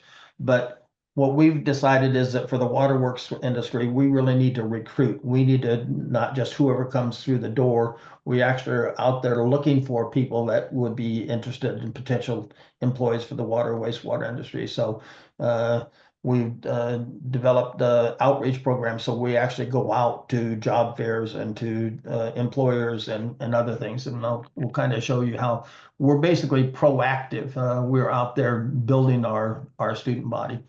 Next slide. Started back in 2018, so we started a women's outreach program. We realized that women are underrepresented in many of the industry areas, especially in the field operations and blue collar field. And so we've been offering a women's in water symposium for the last 8 years, and we'll end up having 200 to 250 women attend this event, and it's a chance for them to network, to get to know one another for professional development. Next slide. So we've got mentors, we've got panels of general managers, and so it's a really strong group. And out of that first 2018 seminar, symposium that we put on, we now have a San Diego Women in Water group who has kind of taken over partnering with us on the symposium. And they also have quarterly meetings that go from the various different agencies where these groups get together. And it was really an eye-opening thing for me because the very first Women in Water group meeting that they had that I attended, I was there. I was the only male with 81 women. And one of the very first things that they said was, we're going to go around and each person is going to introduce themselves and tell us what agency they're from. And I kind of looked around and I'm going, there's 80 people here. Those introductions are going to take up all of the meeting time. I was flabbergasted because by the time we got through that, the energy and support and that was there was incredible. I had never seen a group coalesce, come together, and the energy just popped in it. So I'm going, something? Women do have a different way of working, and something? It's positive energy that we need in this industry. We need to work on supporting this, and so that effort has been ongoing. As Tiffany mentioned during the announcement portion, there are some upcoming events. We would like to invite you to participate in the 8th annual Women in Water Symposium. It's going to be held on March 20th in conjunction with the Women's History Month. We'll have a very active group there, well-qualified speakers, et cetera, et cetera. We also have expanded, so now we reach out to high school students, and we encourage young women who are taking STEM and CTE courses to come and share the day and interact and learn more about potential careers in the water wastewater field. Next slide.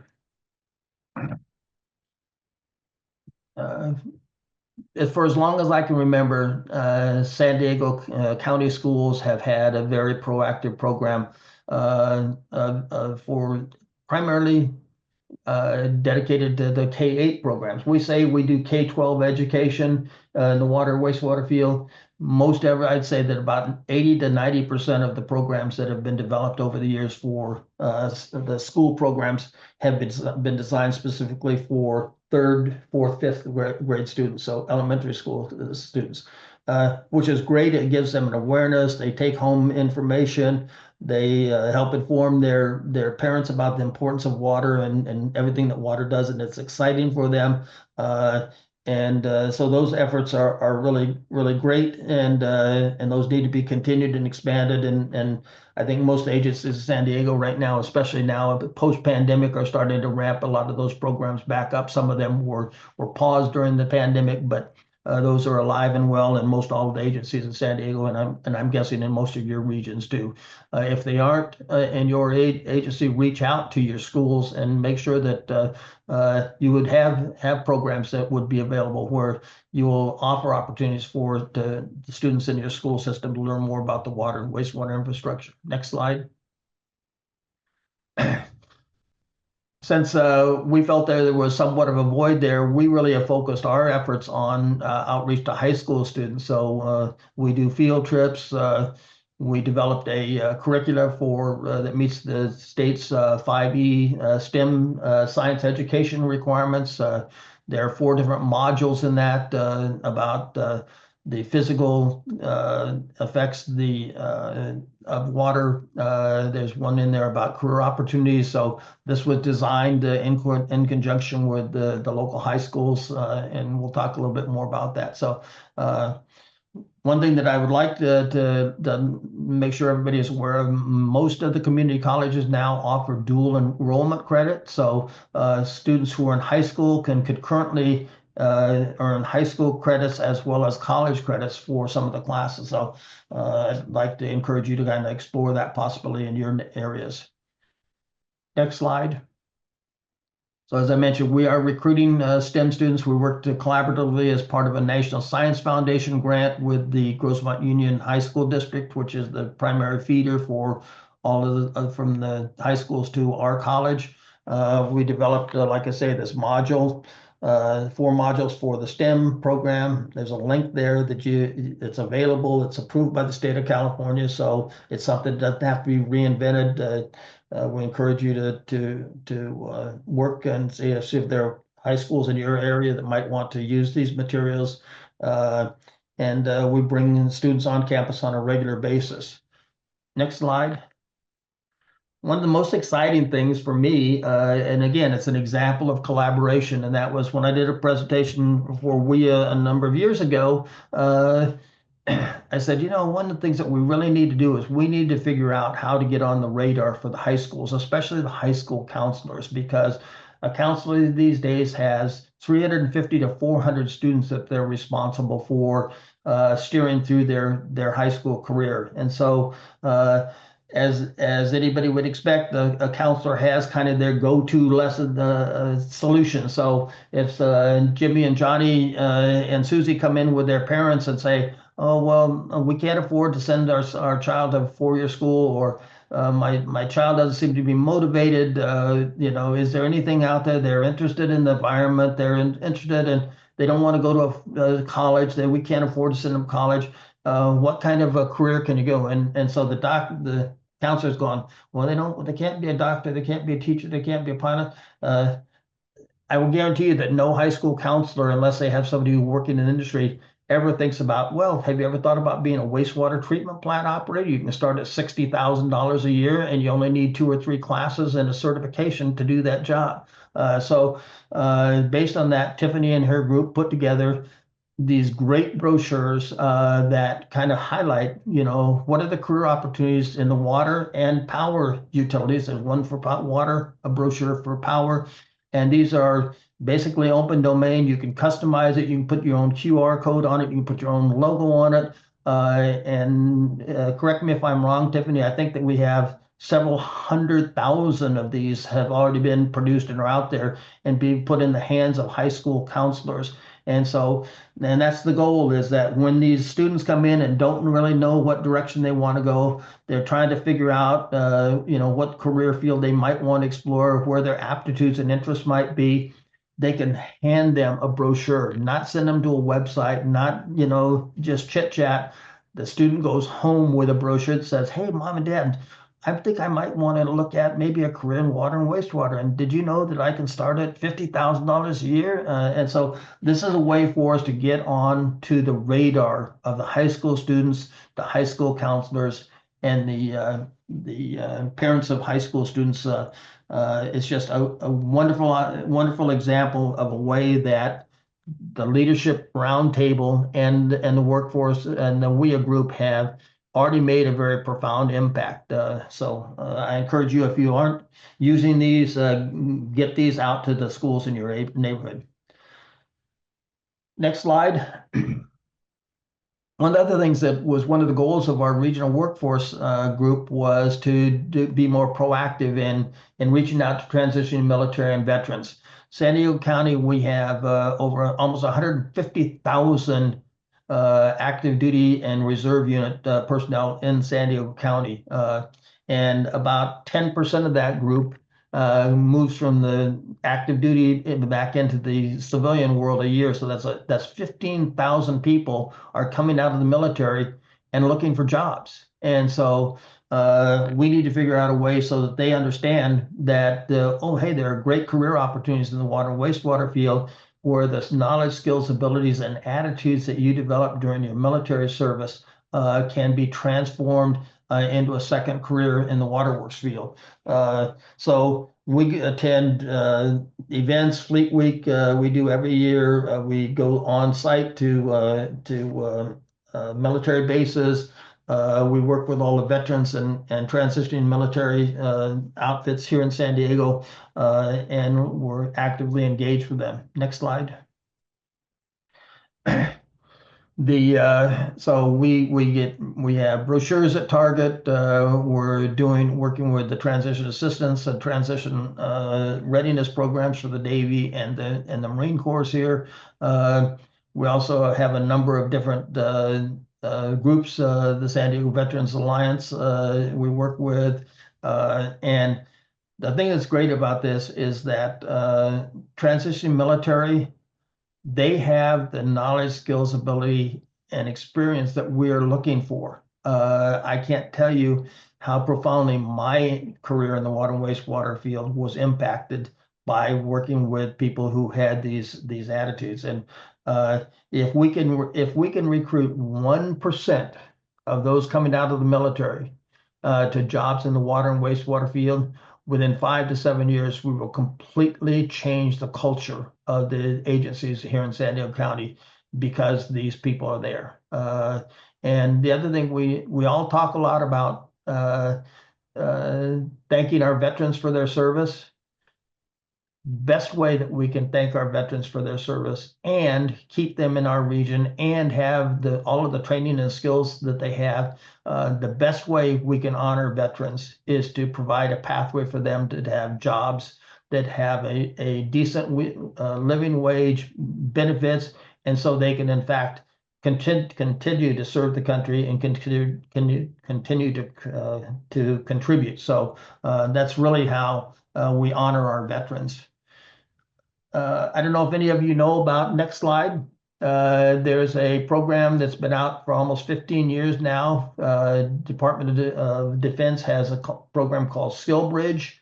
I'm not going to go into all the details of it, other than I will tell you it is a program whereby people who are coming out of the military can, in their last 180 days of their enlistment, they can work in a industry, private industry, public sector industry on the outside for full-time for up to 180 days, and all of the pay and benefits are paid for by the military. So basically what this means is that you can get an employee working in your agency for 6 months, and it doesn't cost you anything. So that's free labor, and it's a great opportunity, and it's a great opportunity for them to come out and find out about jobs in the water wastewater field. The city of San Diego now is a SkillBridge employer, so they can advertise straight to military personnel for jobs with the city of San Diego. The San Diego County Water Authority is a SkillBridge employer, and so are several other smaller agencies here in San Diego County. So if you're looking to hire veterans, look into the possibility of SkillBridge if you have military bases anywhere in your area. Next slide.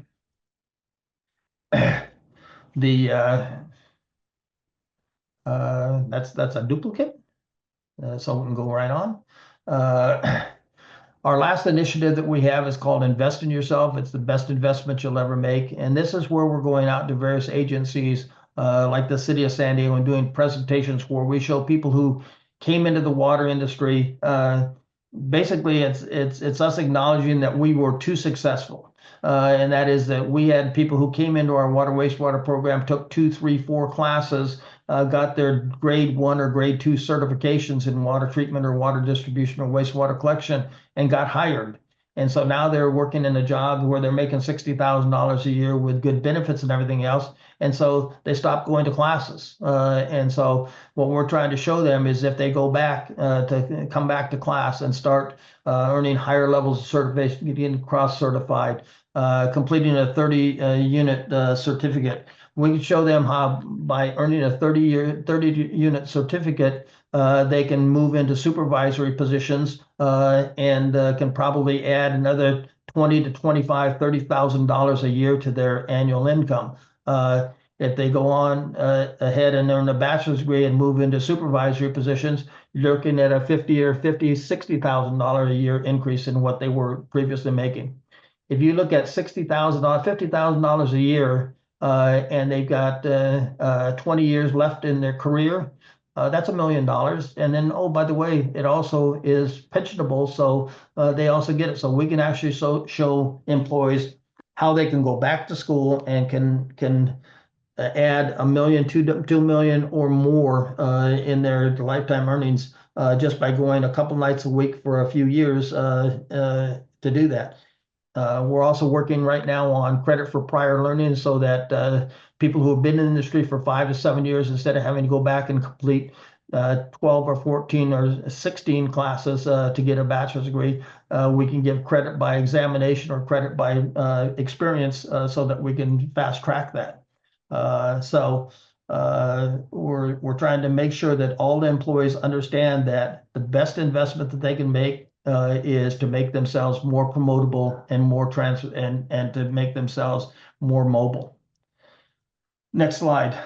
As we kind of wrap up, Tiffany had given me a list of about 80 or 90 questions that had come in from the group as you were signing up for this, and several of those questions were,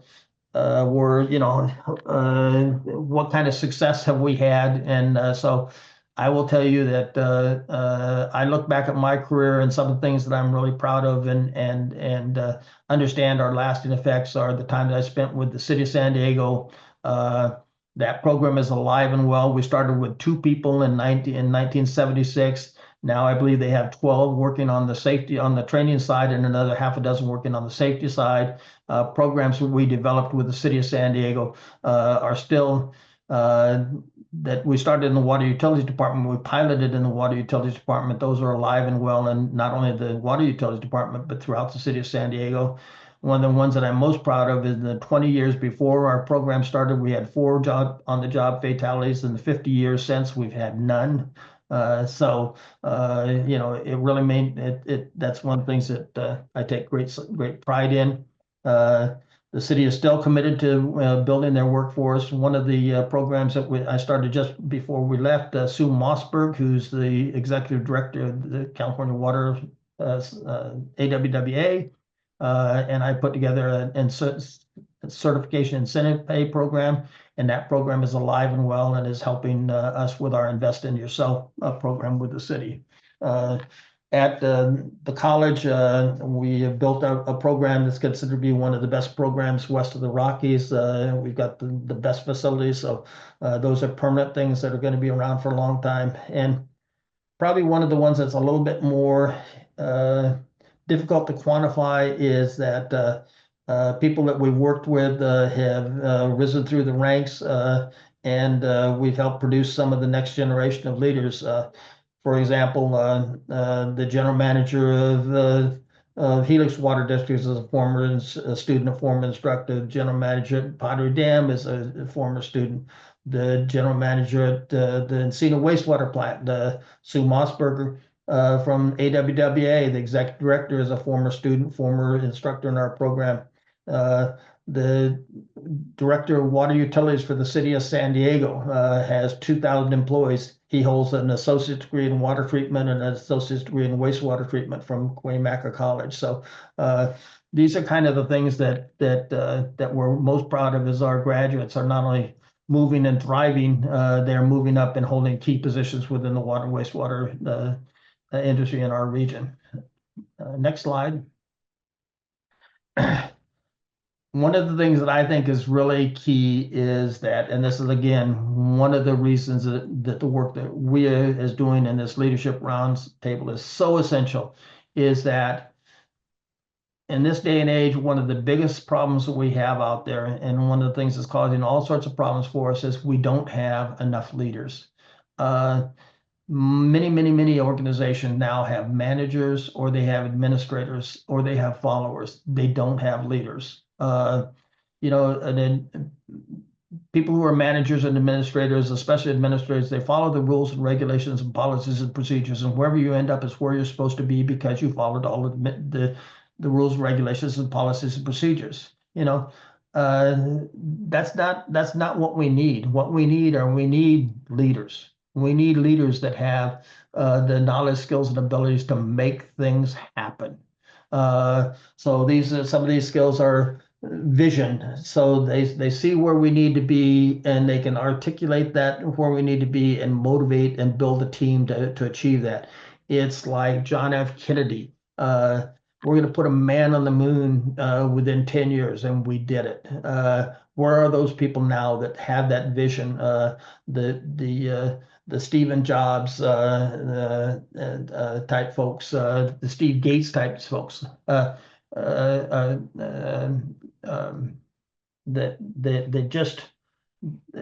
aren't there out there and enough, and so it's something that we need to do. And all of us can be leaders. You figure out what your strengths and weaknesses are, and then you build upon those. I think a good leader needs to have patience. Sometimes you have a great idea and you put it out there and it doesn't take. Well, you need to go back and fertilize it some. You need to go back and feed it some. You need to water it some. Basically, ideas don't necessarily take root and flourish on their own. And one of the things that I'm a big believer is you need to be tenacious. You need to just hang in there and grind and grind and grind. I don't know how many of you know the term illegitimate non-carborundum, but it basically translates, don't let the bastards wear you down. So you just got to stand in there and fight the battle. Interesting enough, I think people think leaders are the people who are in charge. Leaders aren't all the way at the top. When I look back at my career, there's never been a time in an organization where I was anywhere near the top. I'm usually 3, 4, 5 levels down in any organization that I've been in. And so the ability to affect change isn't necessarily delegated to those who are in charge. It happens because people see what needs to be done and do it. And lastly, one of the things that I'm most proud of is when I look around and see the people that I've worked with, that have worked for me, that I've worked for, they become leaders and they become very successful. Next slide. So kind of in closing for us, I can tell you that at Cuyamaca College, for us, the Center of Water Studies, our goal is to have the best facilities, best curriculum, best faculty, best graduates, and best vision.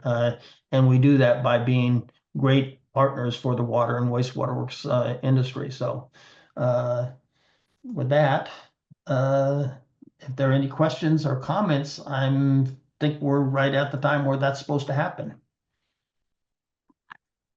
Are at that time, and wow. And this is why we invited Dawn, because anything that you've probably attempted to do, imagined to do, we have somebody who's done it. And I love the leadership part of this discussion. Last leadership roundtable meeting, we did an icebreaker where we looked at the folks in the room and said, what skills qualify leadership? And what do you have that make you a leader? Because one of the things I'm most proud about with this collaborative, we've got people from all walks of life. We've got interns that join, we've got human resources, we've got communicators, we've got board directors, we've got council members, but we also have water, wastewater treatment operators, and we have leaders from each one of these sectors. And it is an incredibly rich conversation because I can make decisions for all of us, but I'll have no idea from your perspective how those decisions will impact you and the work that you do. So, all of those tenacity, you will find that a lot of leaders that come into your life lie all over the place. And I think that's really important. We have to consider each of us leaders, regardless of our position or title, and figure this thing out. And the beautiful thing about WEEA and I'm going to say AWWA and other organizations, you don't have to do it by yourself.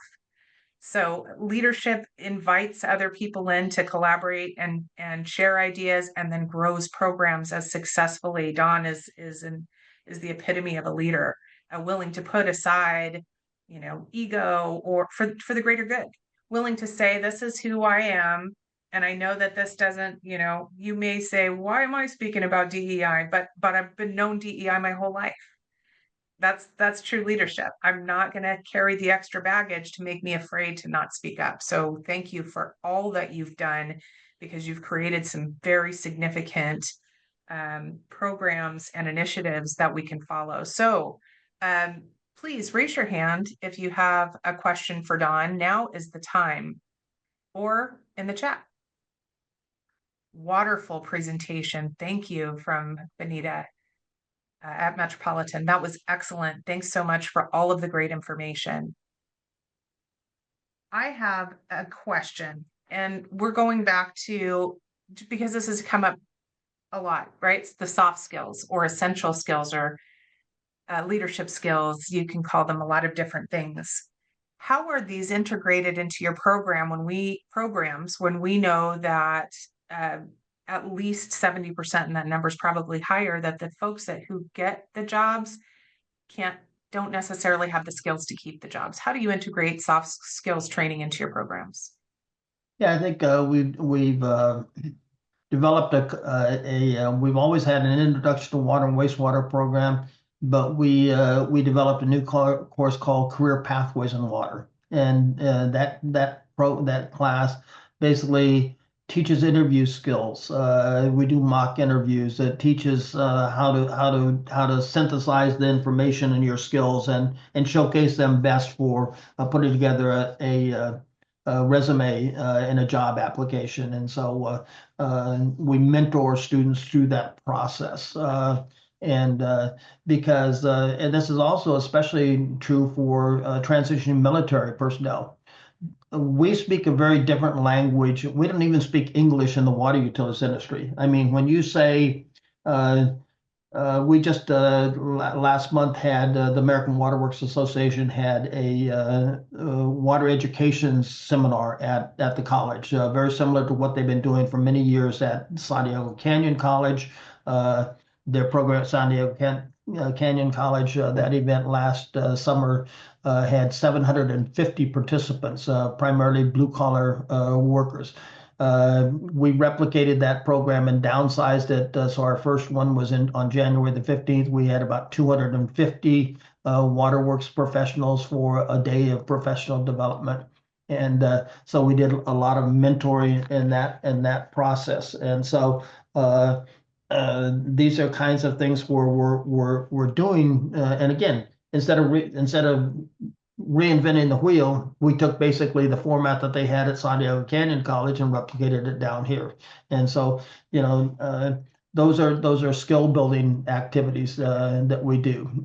One of the things we also had high school students at that event, which had never been done before. And so I had 9 bottles of water. And I said, we're going to talk about water, but you need to be more specific, because are you talking about lake water? You talk about tap water, you're talking about wastewater, you're talking about reclaimed water, you're talking about desal water. And so I had these 9 different kinds of water there, and said, you tell me which one is what water is which water. And so, and the same is true for the military. When the military talks about distributed power systems, that's what we call SCADA. And so working in a combat information center on a military vessel, you walk in and it looks like you're walking into the control room of a modern wastewater treatment plant, where you have all these displays and all this information is coming in, and we're deciding, hey, based on the information that's coming in, we need to turn on this pump, we need to turn on that valve. It's the same on a ship. They have to activate a close-in Gatling gun or whatever. So trying to make people more job ready is what we're talking about doing, and how to custom translate and maximize what they've been doing. Awesome.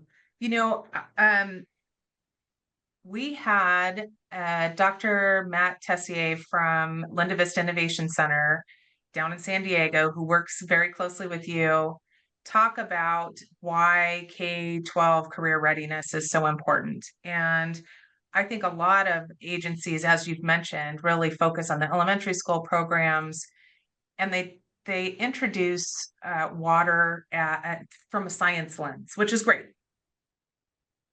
How have you worked with agencies, or have you worked within your organization to introduce the career readiness component, similar to your work with Matthew, right? How could we take programs that already exist and introduce a career exploration component? How would that change things? We did that with the high school curriculum that we put together. There were modules on chemistry, the chemistry of water, the physics of water, the environmental impact of water, and then the 4th module was career opportunities in water. And so explored with the students how they could take their interest, and they could if they were carried about the environment, they could be a watershed caretaker for Sweetwater Authority, or they could be, if they were interested in aquatics, they could be a lake ranger for the city of San Diego. And so showing them how they could take whatever their interest level was. And one of the things that people don't understand is that the wastewater industry, we have engineers and accountants and heavy equipment operators and welders. And I mean, it's not just people, putting pipes in the road out in the street or connecting houses up. So virtually any career field that you want to go into, there are opportunities there. So it's, and so figuring out a career pathway. And that's, I think that's what students and their parents really need to figure out is these aren't jobs. These are careers.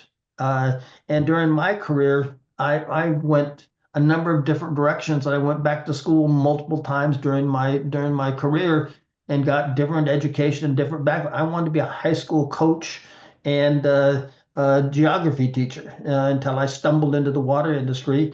And 60 years later, I'm going, where did I go off the rails? I mean, and most of us in this one, there are very few people of the 60 people on this call. How many of you decided when you were in high school or even when you were in college, I want to go into the water and wastewater field? We stumbled into it. And And if anybody here is on the call, because I love that question, and I've asked that question, and so far through various presentations, I've had one person say, I know I'm a unicorn. I decided to do this, and that was my career focus from the very beginning. So if you're one of those unicorns, please let us know in the chat, because we'd like to have more than one, but that also speaks volumes to how we need to recruit, right? If we're clearly not doing a great job, because all of us just kind of like water, I never really thought about it, and now we've No. made lifelong careers out of it. not only did we as individuals not think about it, the community doesn't think about it either. And that is that if you ask elected officials or the public, what's the most important service that local government provides? I will guarantee you that they will say police and fire. The safety service, they're the most important, the safety service. And based on recent events, we know what they do is absolutely essential. And I don't want to discount the importance of what they do. But the reality of it is that we found this out during the fires, and that is that the water utilities industry and the wastewater utilities industry, for the most part, are the service that every single person, every single business, every single plant and animal in the state of California, they rely on us to do our jobs, and nobody ever thinks about it unless there's a major fire, unless somebody runs into a fire hydrant and there's a geyser that shows up on the 6 o'clock news, or there's a rate increase. And one of the things that I pointed out to the students was I had a picture of a couple of bottles of water, a picture of a cup of Starbucks coffee, and a picture of a swimming pool. And I said, basically, what do these have in common? And the answer was, you can buy 2 bottles of water for $4 at the grocery store. You can buy a cup of coffee at Starbucks, which is a 16 ounce of water, or for that same amount, that $750 for that $4 an hour, or $4 you can buy 750 gallons delivered to your house. And so we get a bad rap about how expensive our water is. But when you put it in perspective, for $3 to $4 a day, you get all the water you need for all the purposes you need, and try and live without it. But we don't do a good job as an industry of selling the fact that we are probably the most important service that local government provides, is our water and sewer services. Without them, we're a third world country. But we don't articulate that to the students, and we don't articulate that to the general public, and we certainly don't articulate that well enough to the elected officials. And do you feel like the collaborations that you have, and I'm looking at your water industry skills panel and the regional workforce development group, do you think that because you've come together in a collaborative effort, you've made more headway in the awareness arena versus some of us that are doing it on our own? Yeah, there's no doubt about it. And quite frankly, if you look at the return on investment from the brochure that you guys designed and is out there, it's crazy what the return on investment and how much that's raised the awareness level. It's a tool. It's something where if a counselor has those right in their desk drawer, they say, "Oh, have you ever thought about a career in the water and wastewater field?" It's all about timing. It's getting the information out when somebody's ready to listen to it. And that's why we're so committed to reaching out to the high school students, because that's the time. I'm not downplaying the work that we're doing in the K through 8 programs, but where students and their parents are making career life decisions happens in the 9th to 12th grade. And so we need to make sure that when that decision is being made, we're part of that decision process. Thank you for plugging those brochures. And we have several people on the call right now who have been integral to the success of them, right? They're free. You can download them. As Dawn said, you can customize them as you need. You can put your logo on them. And they're a tool out of many, many tools. And it's a start, right? It's that discussion. And what I also want to make sure everyone's clear about, there are 9 languages. And why? Because going right back to Dawn's point, This should be a family discussion. It's not about, oh, well, we're trying to recruit a generation that English isn't their first language. It's not really that. It's that we really want to make sure that we're as clear and inclusive as we possibly can and invite those mentors, those early mentors, which are family members generally, or teachers. We don't want any barriers to our jobs. There should be no barriers. These are high quality, life-changing jobs that can create opportunity for all kinds of people and upward mobility for all kinds of people and strengthen our economy. That's just the bottom line of it. Great. Last call for questions before we go on break, because there's so much here. I'm going to definitely keep asking questions, Dawn, while you're not retired, because every time you speak, it sparks more discussion and more ideas for me. So thank you for your wonderful presentation. Jeffrey Diaz, who actually is one of our water unicorns. It looks like we have two in the chat who knew they were getting into water. So Jeffrey. Yeah, actually, that's funny. I started off at Santiago Canyon College when I decided to go to college at 21, and went straight into water to be an operator when my cousins have been recommended it. And on the call too is Jeffrey Dennis. He was my first professor at Santiago Canyon College, so I thought it was a fun little surprise to see him here. But my question for you, Don, as I see that we have here at Western programs for more K through 12, but very geared towards elementary school. I have an idea of tapping into the high school and public colleges as well, but the conservation groups that are or the conservation clubs that are in the high schools already, where you can tap into them and you can start asking them the same questions that we're asking ourselves with the new regulations on water use efficiency. Things that they can come up with that from a younger person's perspective. My question is, what challenges have you faced when tapping into high school, since they're underage and there's a bunch of different liabilities and things to consider? Yeah, actually, like our regional internship program is primarily designed for students who are at the community college level, but we do have a number of the water agencies who are doing high school internship programs. Vallecito's Water District in North County has a high school internship program, and that would be my recommendation, would be to reach out to the Vallecito's Water District. The person who coordinates that program there is a guy named Chris Robbins. By the way, one other thing I will point out to you is that within the waterworks industry, it's a very, very small group of us. 4,500 people in the city of in the San Diego County region support 3.3 million people. But once you're in this industry, all of a sudden you say, oh, well, yeah, Chris Robbins, he's the guy at Olevenheim Water District who runs this high school internship program there. He also worked with Sue Mossberg and I in the early 90s for the City of San Diego Water Utilities Department. So it's again, I look around the industry, and most everywhere I look, there's people that I've worked with or worked for or collaborated with. So, and that's the benefit of collaborating, is because when you're saying, how am I going to do that? How am I going to do that? Well, if you throw that question out to a group like WEEA, instead of reinventing the wheel, you can say, oh, well, they've already addressed this. And so it's much easier to edit and update a paper that's been written by somebody else than it is to start from scratch. And it's much easier to reshape and modify an existing successful program than it is to start one from scratch. And that's really the force multiplier that you need to be doing. And we need to be doing as public sector employees, for the most part.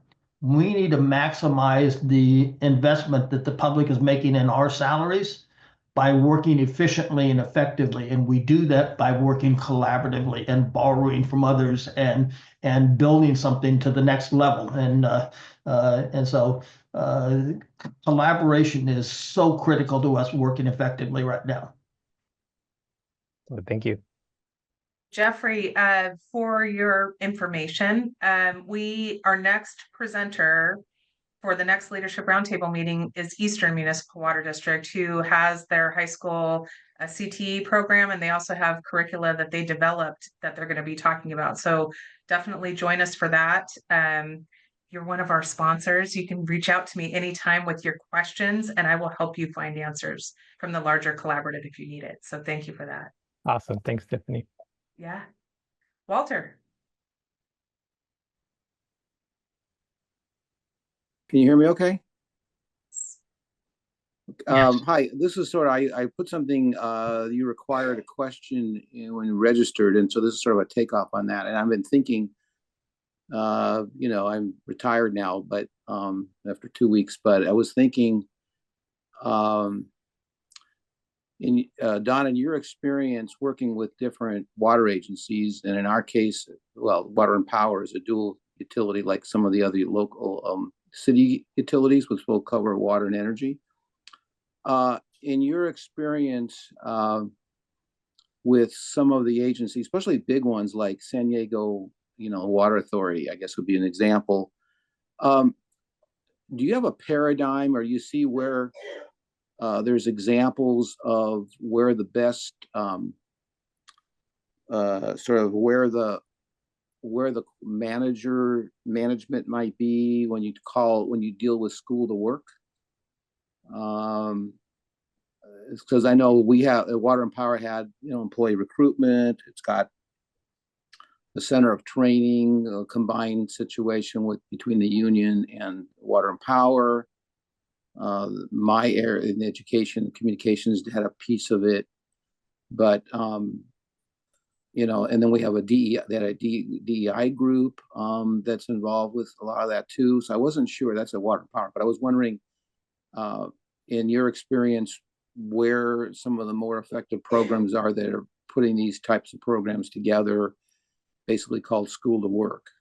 Is it, if you're finding in HR, is it in the operations? A little bit of it depends on, is it all idiosyncratic based on the utility? I was just wondering your experience there, because I've been thinking about how we were doing things, and I just thought, what, you know, how are the other, and I know MWD's got stuff that they're setting up too, that they're doing. Benita's working with different groups in her agency at MWD, but I was wondering your experience. Are you finding good paradigms where there's an effectiveness going to School to Work that seem to be going pretty well? Yeah, and it's and listening to you is you're exactly right, and that is that what you're trying to get to work here collaboratively is our public sector agencies. Some of us are water, some of us are wastewater, some of us are water and wastewater, some of us are water and power, and all of us have our own bureaucratic structure. And you would think with this day and age of information sharing and all of us having web pages, I will tell you, when you go to Met's webpage or you go to the City of San Diego's webpage and you try and navigate your way around some of these web pages, it's very difficult to figure out where it works. And if you think it's difficult there, then when you try and navigate the websites of the various school districts, very difficult. So one of the things that we've been doing the last couple of years, and I would encourage you to look at, is the San Diego County Office of Education kind of coordinates education for all 560 schools in San Diego County with over 500,000 students. And so, yes, we worked very closely with the Grossmont with the Grossmont High School District, but San Diego City Schools wasn't involved. And so we're trying to work with Matt and the County Office of Education to, instead of us trying to figure out each different school or each different even school district, and there's, you know, multiples of those in San Diego County, to try and work with Matt's group as a clearinghouse to get, for instance, the brochures out to all of the various counselors at the school. They have the contacts. I could never develop the contacts, you know, for San Diego Unified School District, but Matt can. And so getting that information out about the career opportunities in the water and wastewater field to the schools, you know, you need to be kind of looking at it from the region down rather than from the individual school. The other thing I will tell you is that nothing builds success like success. And so I'm a big believer in taking out the first bite being a small bite and pilot testing something and working the bugs out of it. And once you have it up and running, then when you're selling something that has a proven track record. And so if you can show results, you need to be able to show results. This is why when you talk to administrators who are managers in water agencies, who are general managers and engineers, you need to be able to couch your proposals in terms that they understand. If your people are finance, you need to show how then what is the return on investment for investing in your workforce development program. When you're talking to an engineer, you need to show how your training will optimize the infrastructure that they've built. So you need to understand that you don't need to tell, you need to be able to sell stuff, and you need to know who your audience is, and you need to package whatever program you're trying to put forward in the language that's going to be received by the receiver's ear and perspective rather than your own. And so that's kind of but navigating that interface between the industry, the workforce development people, and the education system is a conundrum. The funny part was, as complex as LA is, at least in LA DWP, the school district is actually bigger than the city. So we have the LA Unified, LA DWP, LA City is one school district, LA Unified, which is actually bigger.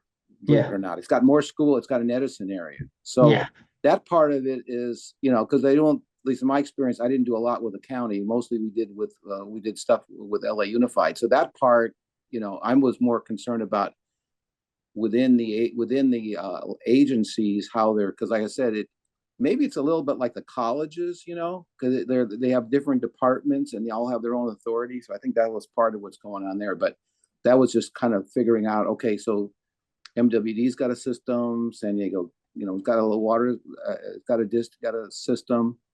So I was just trying to figure out, okay, what paradigm does someone else use that might help others? It's just a thought I had. I don't know. Yeah, and you're right too about even the community colleges, and that is that I will tell you from experience, and that is that career technical education at community colleges, even though it's one of the critical things we do, and a third of the students are in CTE programs, most of the decisions that are made at community college campuses are made by administrators from the academic programs because they have more full tenured programs. They have more, they have 8 math professors and a department chair, and the department chair sits on the faculty review committees, that kind of stuff. So career technical education programs at community college are second-class citizens from the start. So if you want to overcome that, you better be able to put together a program that shows how you're going to enhance student success, how the students coming through your program get jobs. In fact, community colleges have traditionally based budget on success. And for them, success is that a student either earns an associate degree or transfers to a 4-year school. If we have a student who comes into our program, takes 3 or 4 classes, gets a job and stops coming to class because they now have the job that they wanted, that's a failure as far as the community college system is counted, because the student didn't finish the curriculum. The fact that they got a job that they never would have gotten without our program isn't considered a success. So we have to try and figure out ways to prove our worth and how we're adding value, and you have to do that by talking about exactly that. Show how your program adds value. So let's take our 10-minute break.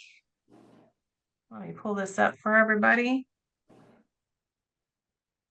And come back at 11:30. All right, thank you, everyone. I hope you got a chance to stretch and get water, whatever else that you needed. We do have enough folks left today to do the breakout room, so we're going to go ahead and do that, because I think those regional conversations are really important. If you don't have enough people in your breakout room, feel free to jump to another one. I wanted to overview again and just remind everybody, particularly for those new to the group, that part of the thing that has made us successful, including the collaboration, including the resources and the shared ideas, is that we have focus. And this came from our 2023 water, wastewater workforce needs assessment report with the Centers of Excellence for Labor Market Research. You're going to see that report in the chat and you see it here. But we have determined that across pretty much every workforce report that we find, these are some of the top issues. So we actually do have a new acronym, new to us, and that is DAPS, and that's Diversity, Awareness, Partnership, and Skills. So as we're continuing to have these conversations, keeping these things in mind, moving steps forward the best that you can, because we understand that there are some regions and some agencies that have more support than others. That doesn't mean that you shouldn't be moving. Let's talk about how we do that. So today's discussion, we're going to break out into these breakout rooms. You'll have a note taker for every room. We are going to request volunteers. Usually I'll pick somebody in advance to make things move smoothly, but when we talk about speaking for leadership, part of that includes stepping out of your comfort zone and guiding other people towards discussions or decisions that are really important. So we are asking for volunteers. The discussion today, these are our questions, and I'm going to share this with the group. So if you think about it following this meeting and you want to have more dialogue, you want to add more input, then we encourage that. We'll leave this Padlet open. So here are questions. What are your organization's most pressing workforce development priorities? And that really delves into the area of a focus that we need to understand. And as I continue to have presentations and discuss some of our work here together, it helps me to know what your organization's most pressing workforce development priorities are. Based on this exceptional presentation today, what strategies has Dawn implemented, showcased, that we could scale or adapt for our own situation? And then finally, what resources would you need to advance or support your efforts? Dawn mentioned the career brochures that just came out of a WEEA meeting. This is something that could help. And we knew that we had the resources, the talent to be able to create these, and they just took off. So sometimes it could be just a simple spark of an idea. It doesn't mean that you have to start from scratch developing this program on your own. But what do you need? Do you need additional partner connections? Are you looking for curricula? One of the workforce groups that I'm a part of has talked about doing a board support resolution. So we would create this within this work group, distribute it to all of our members, and if they could get their board to sign on to a resolution saying, we support investment in workforce development, then we're one step closer to having buy-in for the great work that needs to be done. Step-by-step guides. Is that in the K-12 space? Is that in the community college space? Do your best. I know we're short on time. We probably will come back and not share out unless it's super important, but we do want to have these discussions. So open up the breakout rooms and let's go. How did everybody get their breakout rooms? I apologize. It looks like I didn't update the Padlet, but I will before it gets sent out. So those questions will be populated and we'll obviously leave that open. But I hope you had some really rich discussions. Anything significant anyone wanted to share out while we still have a few minutes? Okay. Wonderful. Well, we want you to save the date for our next WEEA Leadership Roundtable meeting, which is on the 21st. We're doing another sponsor spotlight. We're so pleased to have Eastern Municipal Water District share with us. They may or may not do it with an industry partner they have, but they've been doing a lot of work amplifying their workforce development efforts. So we invite you to do that. Again, thank you for joining us today. If you have any questions, you have any follow-up, you have any ideas, I do have several presentations upcoming, and I truly would be very interested in learning more about your answers to the questions in the Padlet. What are your workforce development priorities for your agency? Where are you finding challenges or barriers? Are you interested in taking many of Dawn's initiatives and implementing them yourself? Because there are a lot. If you didn't find one, I'd be very surprised. And thank you again to our speaker, Dawn Jones, and I'm sure he's open for you to reach out to him with questions as well. And thank you, Tiffany, for allowing me the opportunity and also for all of the work that you guys are doing. Absolutely, my pleasure. I love this group, and I love continuing advancement, thinking outside of the box, thinking how we can solve this, because it is fastly becoming a serious issue for us if it's not already at your agency. And Don mentioned, in your region, you're witnessing that firsthand today. Okay, thank you, everybody. Enjoy your weekend. Thank you.